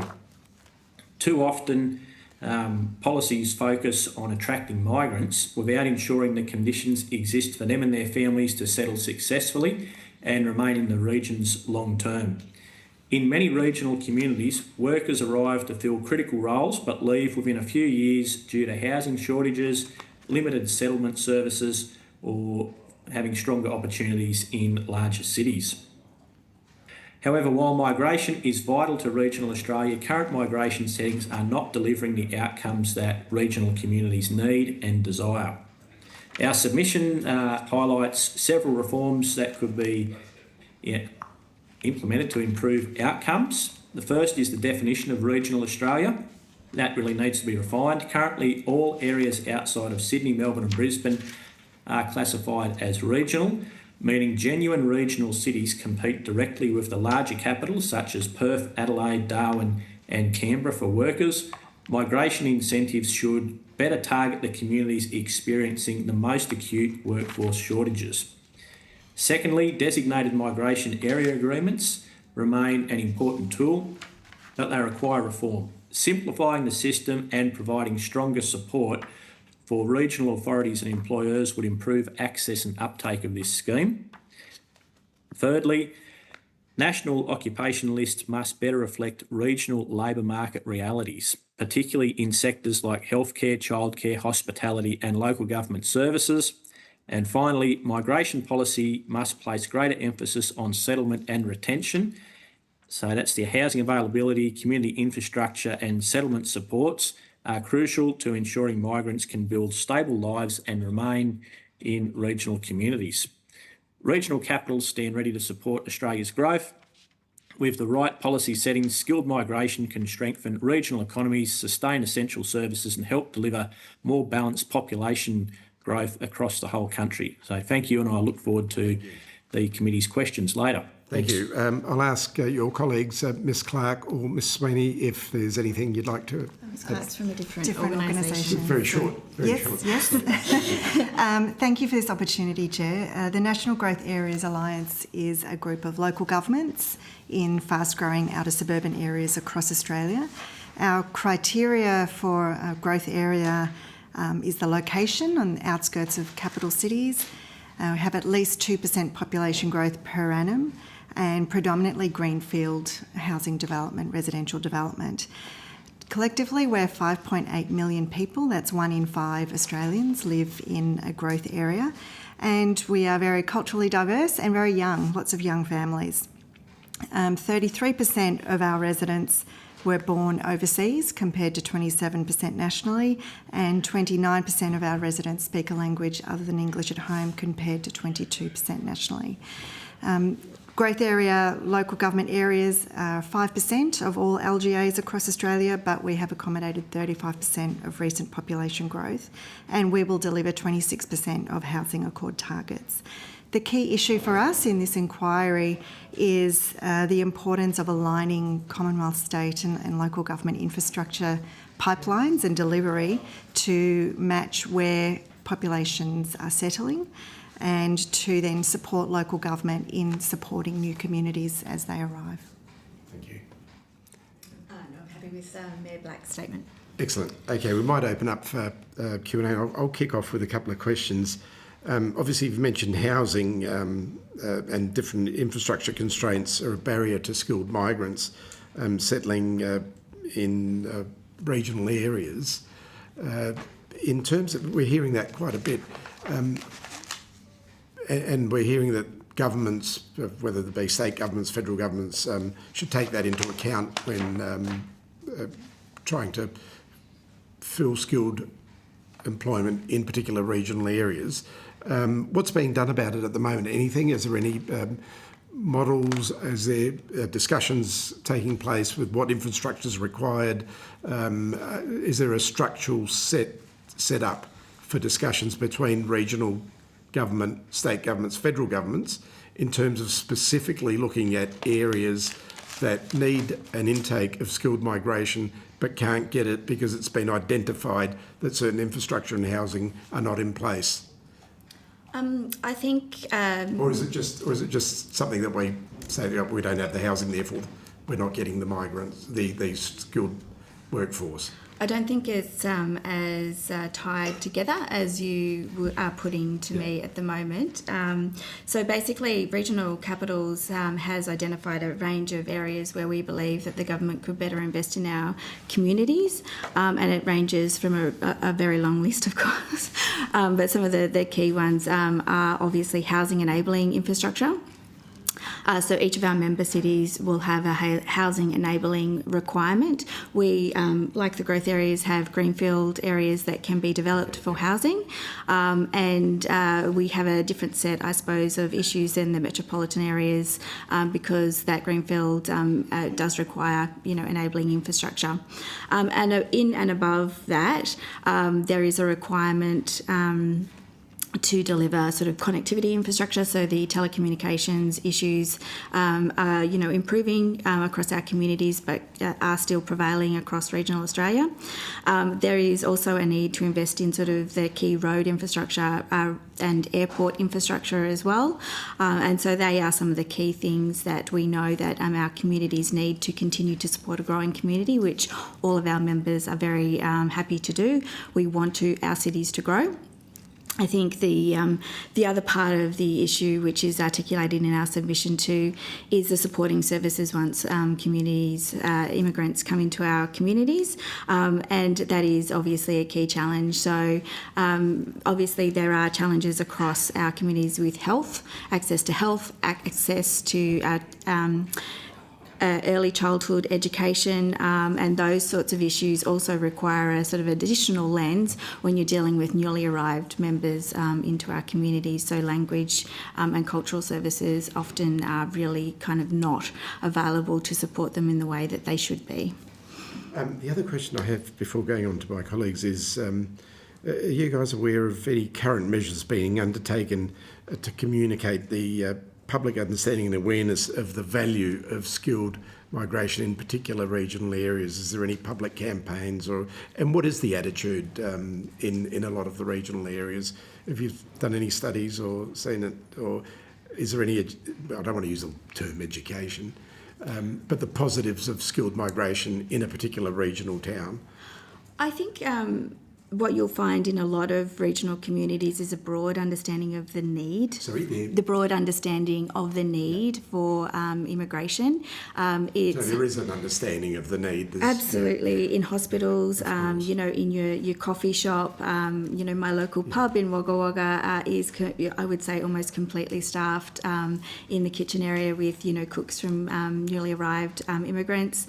And I think also too, we are sort of the meatworks in our area is very well supported by the Palm project, which is bringing people in from the Pacific Islands. So I think there is a broad understanding of that, but I think the tension is building around housing, and I'm sure Mayor Black, who is the Mayor of Dubbo, would also be able to sort of articulate that as well. But we do have land to grow. What we don't have is enabling infrastructure to do that, and local government is, our communities are supported by local governments that aren't as large as the metropolitan ones. Their additional revenue streams don't necessarily support the ability to get that infrastructure in place, and that's why we are heavily advocating towards both state and federal government for the need for that enabling infrastructure, because you cannot build houses without immigrants. We've obviously got a construction shortage in Australia, so there is I think the tension is building just around some of those issues, because rental availabilities across our member cities sit somewhere from sort of 0.2% to 1% availability, and the price of housing is rapidly increasing. Could I just add to that from a metropolitan perspective? For growth area councils are also facing enabling infrastructure challenges. So in growth areas for the past 10 years, every year we've built between 51 and 61,000 homes. And that's a pretty constant figure and will continue that way. At the moment, there's around 86,000 homes that cannot be developed simply because of the lack of enabling infrastructure. We're talking about sewerage, potable water, stormwater, electricity, and they are completely restrained by those state level lack of resourcing to meet a Commonwealth target of the Housing Accord. So when you say lack of resources to build that infrastructure, skilled work, materials, what is it? It would be strategic planning from the state. Okay. So it seems there's this disconnect between Commonwealth and state around where housing will be built, so where population will grow, and who's going to fund the enabling infrastructure to be able to build the house. And it takes me to my last point. As regional councils and local government, do you finding that they're tapping into the HAF funding? Because I know in metropolitan areas, a lot of the councils are tapping into the Housing Australia Future Fund. Yeah, it's very much oversubscribed. So round 3 opened, and I think was oversubscribed within 2 or 3 days of it being open. Yeah. We are interested, but that is predominantly a partnership with state governments or with community housing providers, so it's not directly to local government. Okay, but it does fill the housing shortage in areas where they're successful. To a small degree, because that's more social and affordable housing, rather than the large-scale greenfield development that we specialise in. Affordable social housing and market price housing as well in the three, in all the projects. So that is one way of getting infrastructure in. And I know in Adelaide, for example, I know that lots of councils have actually submitted and have starting projects in partnerships with NGOs and other things as well. We met with Housing Australia a couple of weeks ago to encourage our members to be involved, but again, it's oversubscribed substantially. And I think there is a sort of a positive view is provided once the land is made available for some of those projects as well. If the councils can come forward with land, then that is usually seen as the most pleasing sort of application that can come forward, and not everyone has the ability just to have free land available for that particular process. Thank you. Senator Blythe. Thank you very much, Chair. And I'll just pick up a little bit on what you were saying. And we've had a development done in Adelaide where water was being trucked in and sewage was being trucked out because the infrastructure wasn't there. So I think this is really interesting to talk about the barriers that are existing, and particularly we've just heard from the Department of Infrastructure, Transport and Regional Development, Communication, Sport and Arts. And it was really interesting. Have you, particularly Ms Sweeney, had anything to do with that particular department? Because they have been tasked with being a voice for regional communities across the country. Yes, so we do engage with the department across sort of a range of measures, and I think one of the structural issues at the moment with the state and the federal government is there was a program that was in existence called the Housing Support Package, which was directly available to local government to apply for, and it was significantly oversubscribed. Some of our members were very successful in getting access to that, and that has been highly beneficial. Part of our pitch back to government is we'd like to see some more funding in that particular pot. There are obviously strong negotiations going on between the states, but that doesn't include local government. And I think particularly in regional areas, we know that a lot of the state governments have infill density appetite, and that is something that they're particularly chasing. So their housing strategies are largely enforcing a density infill in the metropolitan areas, which is problematic for our particular areas where if the states and the feds are doing negotiation around where housing enabling funds could be put in place, that's not necessarily something where regional projects are getting a massive oversight or coming forward as part of that negotiation. We certainly make that case. We've done that with Mayor Black this week up here. We are ready to grow. We have the ability to get more houses built. We don't have the funding to enable that to happen. So we would love some more housing enabling direct to local government ability to be funded. Okay. Yeah. And I guess just going into the skilled migrants, and obviously it is really important for particularly regional communities, and you've mentioned a few of the industries that we need them in, but it sounds like the block is housing, so it's a slightly different problem to what we have in the big cities where people can come, and I've heard stories of people living in caravans in regional communities, teachers, healthcare workers, ambulance drivers, because there is just zero housing available for them. There is a massive challenge with that at the moment. So, and I guess in the city we're sort of seeing a slightly different issue. So for you guys, I think the most important, and don't let me put words in your mouth, but it's you need that critical infrastructure that goes with housings. So water, sewerage, electricity, telecommunications. You can build the houses, but at the moment it's that critical infrastructure piece that seems to be missing, because you've got land, That's Is that critical fair? infrastructure that's missing from Is that fair to? That is one of the biggest challenges. I would say, though, that with the immigration system, there are challenges with that, which we articulated in our submission, which I do think, obviously, Josh has touched on as well. And there is the ability to attract skilled migrants into our region, and we firmly believe that skilled migration should target regional Australia, is problematic when if a migrant is given the opportunity. I think purely the opportunity to live in a big city is often appealing to those newly arrived migrants, because there's a lot more, cultural communities that represent where they've come from in those areas as well. What we're sort of seeing is real success factors do take place where we have a community of interest around, a certain population. You often see that in the refugee space. So when refugees come to Australia, they're often brought in and they get distributed into sort of regional areas in quite a large sort of footprint. And they want to stay because they have their community members around them. The other problem I think also too is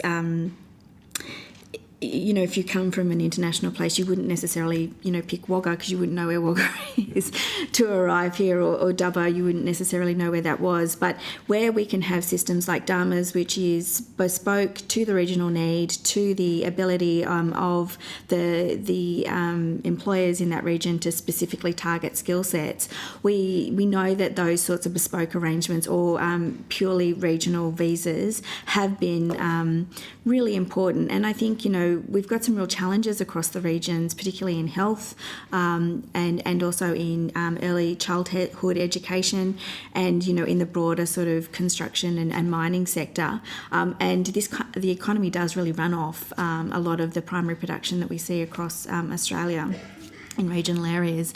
So, targeted skill migration programs are fundamental, not only to regional Australia, but obviously to Australia's interests as well. And then to not compete against, like Adelaide is considered a regional, That's right. considered that regional is one of the for the key purposes. Okay. Yeah, components of it. Yep. And, a skilled migrant might know where Adelaide is, but they may not know where Dubbo is, and yet Dubbo is a perfectly delightful place to live. Yeah.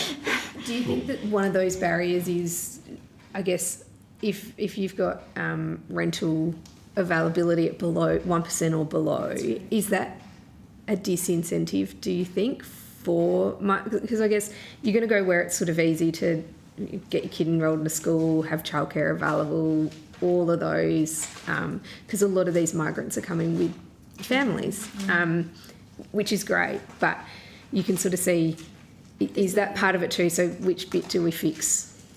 And that's the hard thing, right? So you need people to work, to have a vibrant community, but at the same time, you need houses and facilities. And I understand the point you're trying to make. Yeah. I guess what we would sort of say at the moment is that every single one of Regional Capitals Australia's members would have a housing project that could get underway with some funds injected through enabling infrastructure. So we don't see it in either or. What we see is we are ready to grow. We just don't have the dollars, the scale currently to be able to do that. And that would help ease the squeeze around the current housing structure. But I would also reinforce that regional communities do understand the need for skilled migration. They want them. But, if it comes down to, that housing issue at the moment, they also want somewhere to live as well. Yeah. Yeah. Thank you. Yeah, thank you. I'll go to Ms. Fernando, who's indicated she has a question. Ms. Fernando. Thank you, Chair. I've got a couple of questions. The first question is, in your view, how can the local labour market, how can the local labour market needs to be better reflected in Australia's skilled migration program, 1, and 2, how can the federal Labor government support local councils to facilitate living settings which are able to attract and retain skilled migrants? Yes, yep, sure. So thank you for the question, Ms. Fernando. In terms of the local labour market better reflecting local need, we would like to see, and I suppose it comes back a little bit to Senator Blythe's point before around it's sort of the chicken and egg scenario. So over 200,000 people choose to move to a growth area every year. Sorry, how many? 200,000. 200,000. Yeah. So our population increases by that much every year. And we haven't caught up with local jobs or local economic growth. So we're creating and perpetuating a situation where people do live a long commute from employment centres, and they're not, often don't have the capacity for public transport or good transport connections as they move in, because these are brand new communities being built in paddocks, really. So I think there's a real solution, and local government does some great work. A lot of our members have fantastic programs of targeting local employment initiatives, particularly for underrepresented groups. So I think that's definitely an area where we could see local government being supported to play more of a role in economic development programs, and to have a migration program that does respond to those local needs. And some of our members are very heavily involved with AUKUS, with around Bradfield, the new international airport, all those sorts of major national strategic priorities. And so we need to support local employment in those areas as well. Ms. Fernando? One of the other things is I have one of the largest growing LGAs in the country. I am from the city of Casey, so I look after the majority of the city of Casey. So it's projected within 5 years' time, it's going to grow up to about another 15%. Local jobs are really, really important. Besides funding for federal government, what else can we do as local federal MPs to ensure there is local jobs, better infrastructure for our communities, like people that live down in Clyde that don't have much infrastructure? What else can local members like myself can do or advocate for? We have lots of ideas that we'd happily share with you, Ms. Fernando. And in fact, the National Growth Areas Alliance is based out of the city of Casey in Narre Warren. So we understand those challenges really well.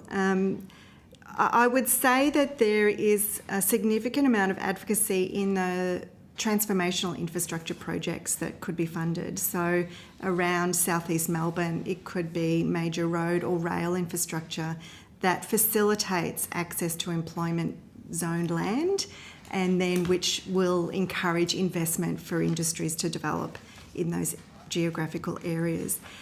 There are so many pinch points where a road or a freeway interchange or a rail connection could open up thousands of jobs, but federal funding for those pinch points is missing, and we're out of sequence with where people are moving to, where housing is being built, where people are moving to, and where employment land is accessible and ready for investment. So love to think that local growth area MPs could be advocating for that sort of infrastructure investment, and also tap into, for example, digital infrastructure becoming an essential utility as well. We have really strong home-based business, remote working possibilities, and especially, as you know, Ms. Fernando, in Clyde, there are some issues around even using your mobile phone in a new estate. So there are certainly those areas where we think MPs could really advocate for the area for infrastructure investment. Ms. Fernando? I think that's it.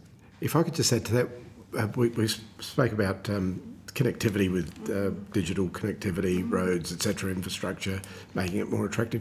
What about social infrastructure? In other words, the planning laws, licensing laws, that make it a more vibrant place. And I've seen regional councils that have just turned it around and are now sort of vibrant, active neighbourhoods. Just thinking of Prospect in South Australia, which 15 years ago, you'd go up Prospect Road and every shop was shut. There was nothing happening. You go to it now and it's just every night there's everything from cinemas, bars, restaurants, is activity, and it's driven people to actually move in to that area, and now being one of the most sought after suburbs in Adelaide. And I take it local government does think of these things, but one of the points in regional areas is that social activity, the lack of social activity. Very few towns now have cinemas. There might be a pub, and that's about it.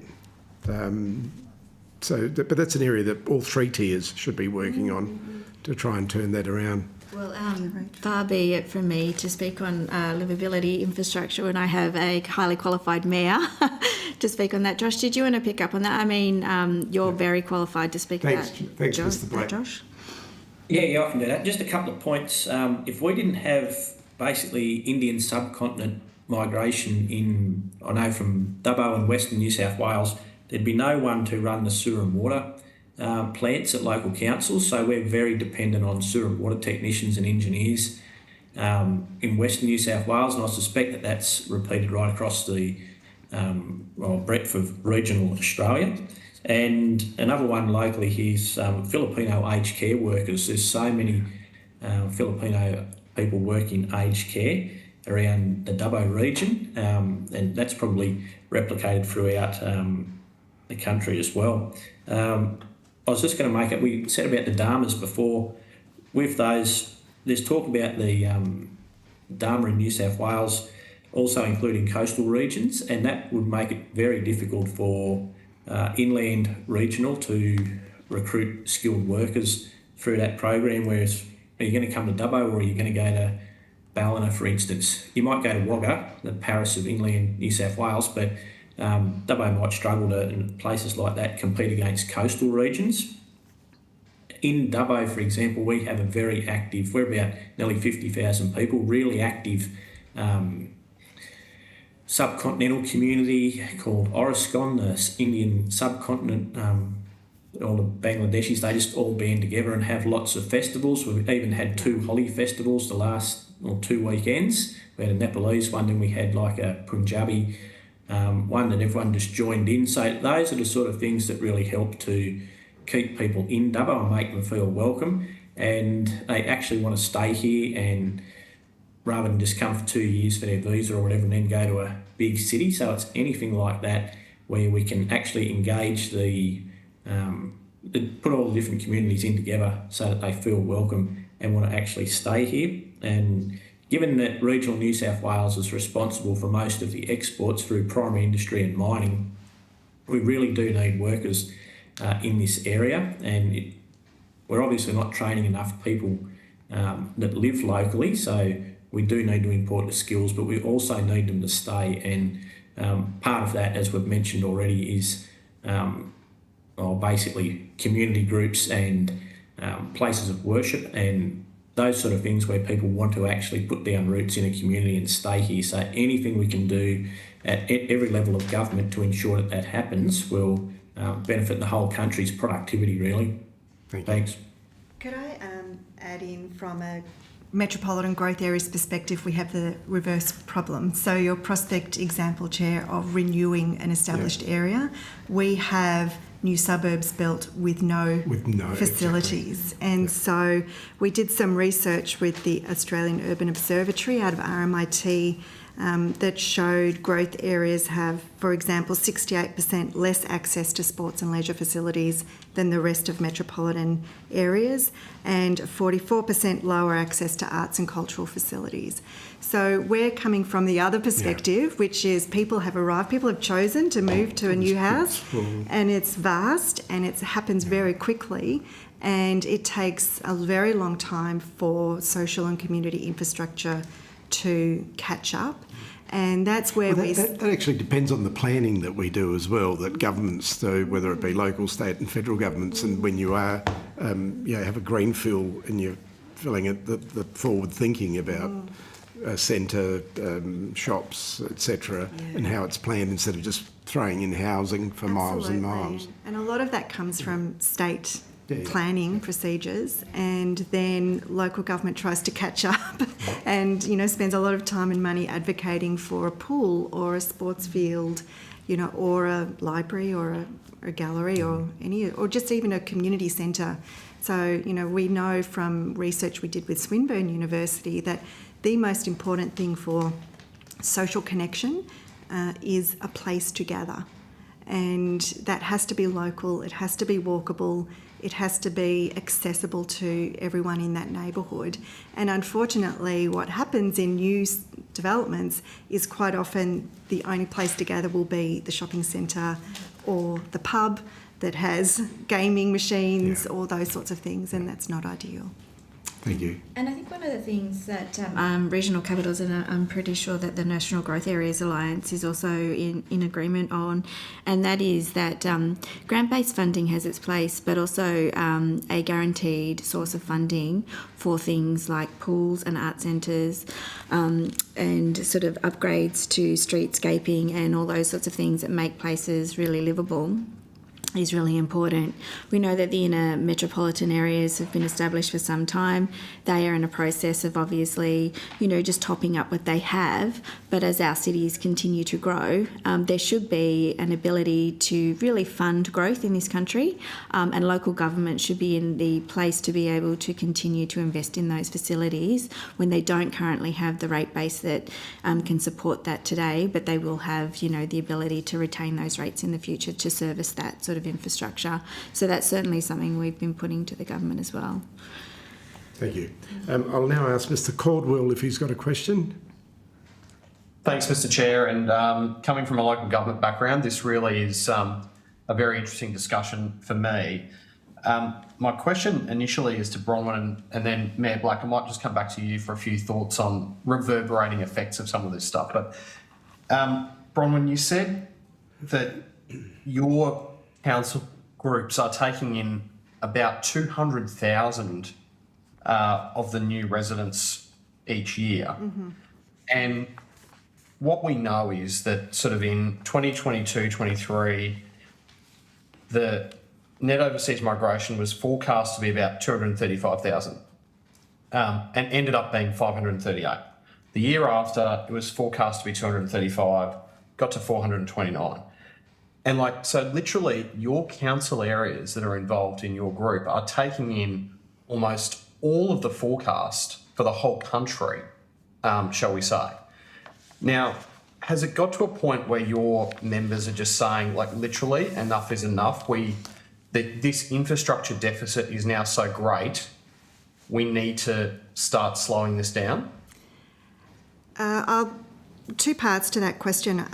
The first is that the internal migration data showed between the last census and 2016 and 2021 census that, and it will be different again when census is collected this year, that the population growth in our local government areas, only 5% of that came from overseas migration.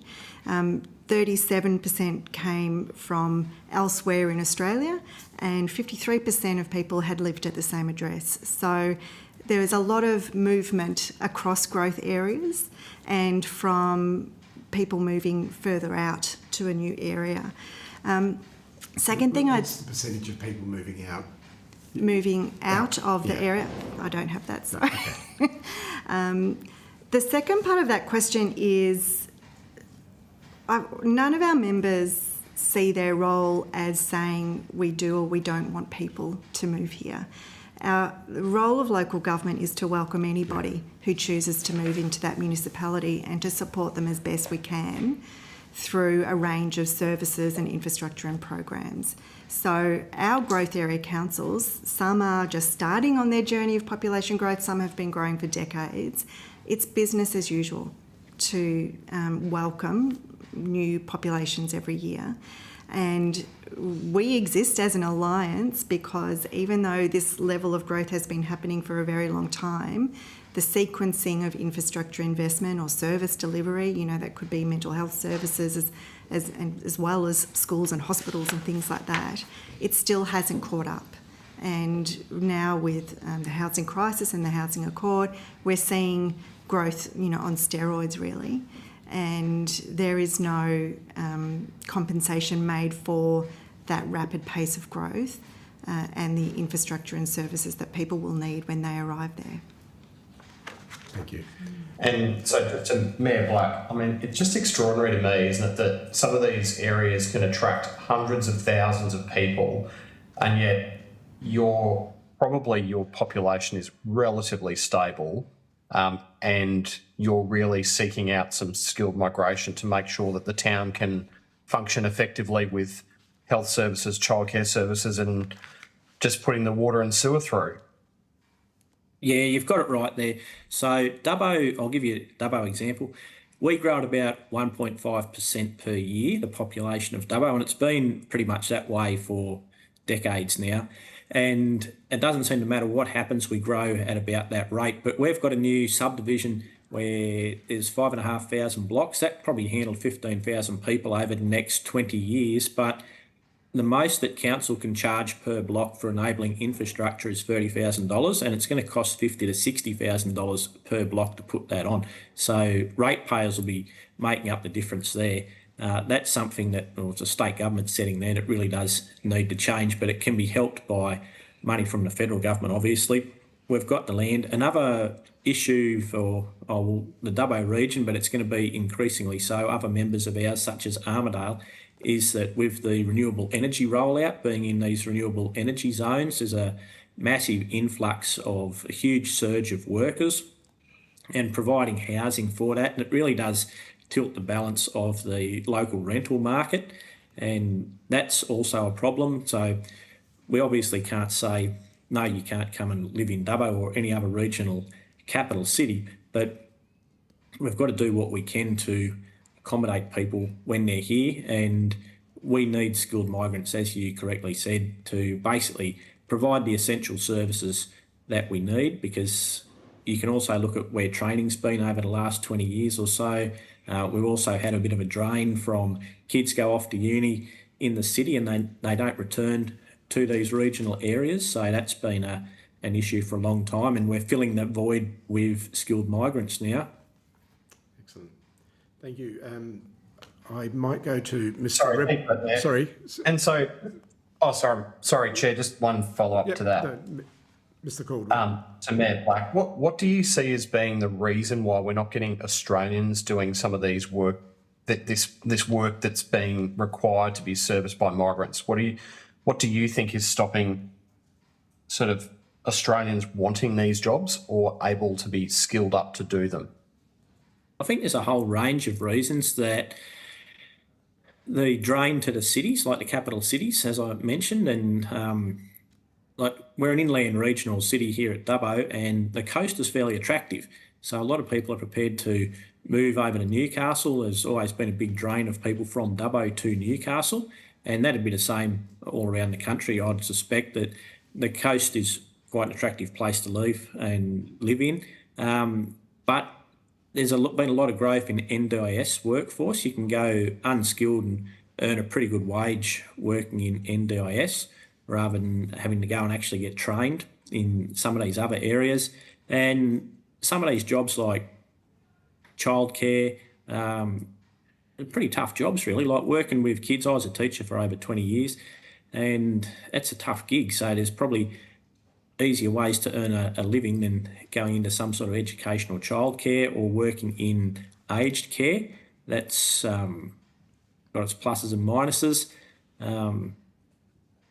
There's a whole range of reasons really, but the training options available in regional cities such as Dubbo are much reduced compared to in capital cities. So you need to travel, if you want to be a plumber in Dubbo, you need to travel to TAFE in Orange, best part of 2 hours away. So you've got sort of kids on their P-plates going back and forward to Orange to get their TAFE training to be a tradie. That's a problem as well. Thank you. Well, that's actually extraordinary. Is it the similar sort of experience for things like childcare training as well, or? Oh, you can do that at TAFE here in Dubbo now. So there is a TAFE in Dubbo that offers some of those courses? Yeah, but a lot of the trade ones, they do construction in Dubbo, but there's a lot that you have to actually travel for all over the countryside. Thank you. Thank you. I'll go to Mr. Reblow next. Thank you, Chair. And thanks everyone for appearing before us. I'm just quite interested in the sequencing. So it's clear that there's an argument from everyone saying that we need more infrastructure in the regions. And part of that infrastructure is also to assist with people who are migrating there as well. And you know, you've spoken to the value of those skilled migrants. The sequencing in terms of the infrastructure and the migration, do you have a sense of what you think as to whether we need to have the infrastructure first and then the skilled migrants, or the skilled migrants in order to put the infrastructure in? And then as part of that, do you think that we're at a point now, because your evidence seems to suggest that we are behind in infrastructure, do you think we need time to catch up before we're sort of continuing to get the large amounts of migration that we're seeing into the country? Yes, I can. Thank you, Mr. Robella, for that question. For metropolitan growth areas, a lot of the skill migration has had an uplift really in our rates of educational attainment, of household income.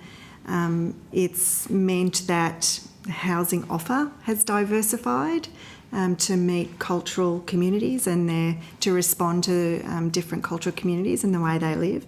And it's actually added a lot of vibrancy to our communities.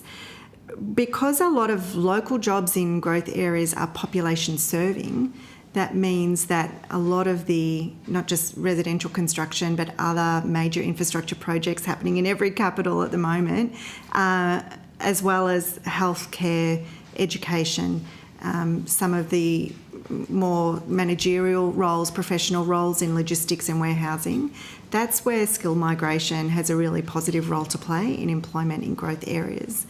In terms of build it first and they will come, yes please.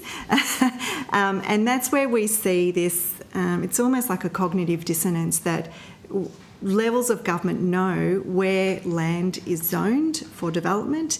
They know where people traditionally settle. The data shows where different people will settle when they arrive in Australia, or where population moves to. And yet that doesn't seem to be connected to the infrastructure pipeline. So I know Infrastructure Australia spoke earlier today, and we're really pleased to see a couple of projects on there that give a degree of certainty to outer suburban communities that the train line will come.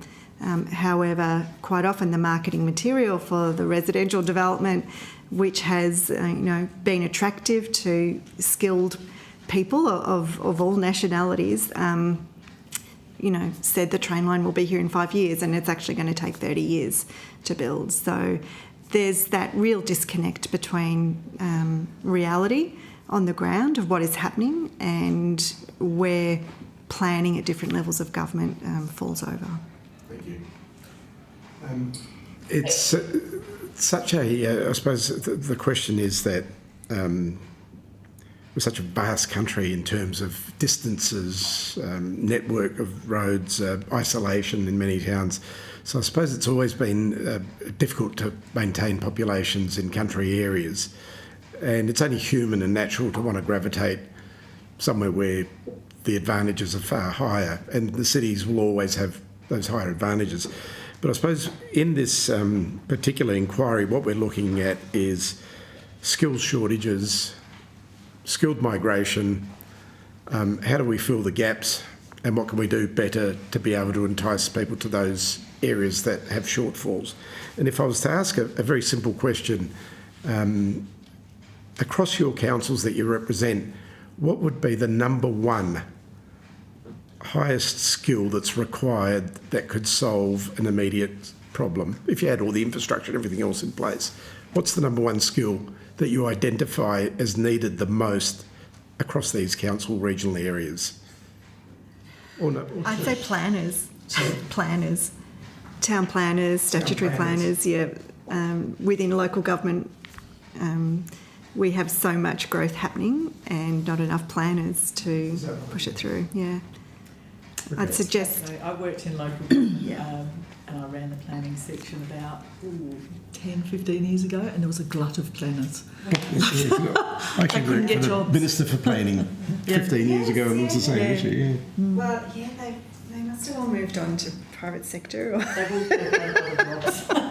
State government. State government, private sector. Yeah, so that would be one, absolutely. And then some of the other things we've heard anecdotally, just around from a local government perspective, are engineers as well.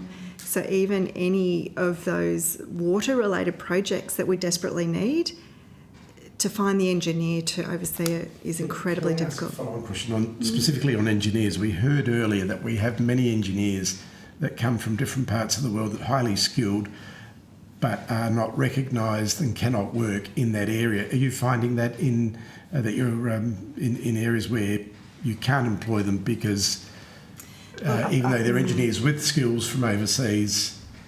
Probably can't speak to that directly. Okay. I'm sorry, but I do know that, if we look at that recognition of skills is a really important thing, because quite often the sponsored skilled migrant will come with a family, and quite often we've done some research in the northern suburbs of Melbourne with the city of Whittlesea around a highly skilled and qualified wife who comes with a husband on a skilled migrant who cannot pursue her professional career locally because those professional jobs don't exist locally. And she is caught in what we call a spatial leash, so with childcare duties, school drop-off, childcare drop-off, getting transport into a major employment centre to pursue her career, logistically cannot be done. So the vast majority of women who come as a family with a skilled migrant will be locally employed and underemployed. So we're really not maximising their capacity, and we're pushing women, predominantly women, not all women as stay-at-home carers. We're pushing them into some sort of financial dependence on the husband as well. Thank you. I'll ask if there's any other questions.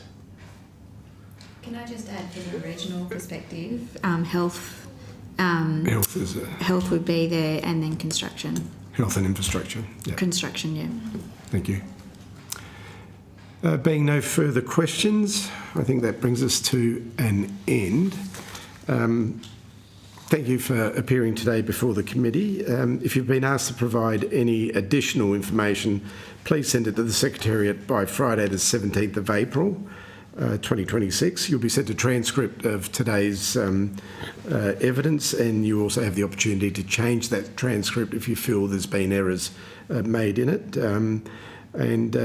So thank you very much. That concludes our hearing program today. Can I just thank all the witnesses for appearing before us today. Thank you for your valuable submissions and discussions. Can I thank the Secretariat for organising today and for their hard work? And of course, can I thank my colleagues for participating both online and in person? And of course to Hansard and Broadcasting for ensuring that there is an accurate record today. We thank them as well.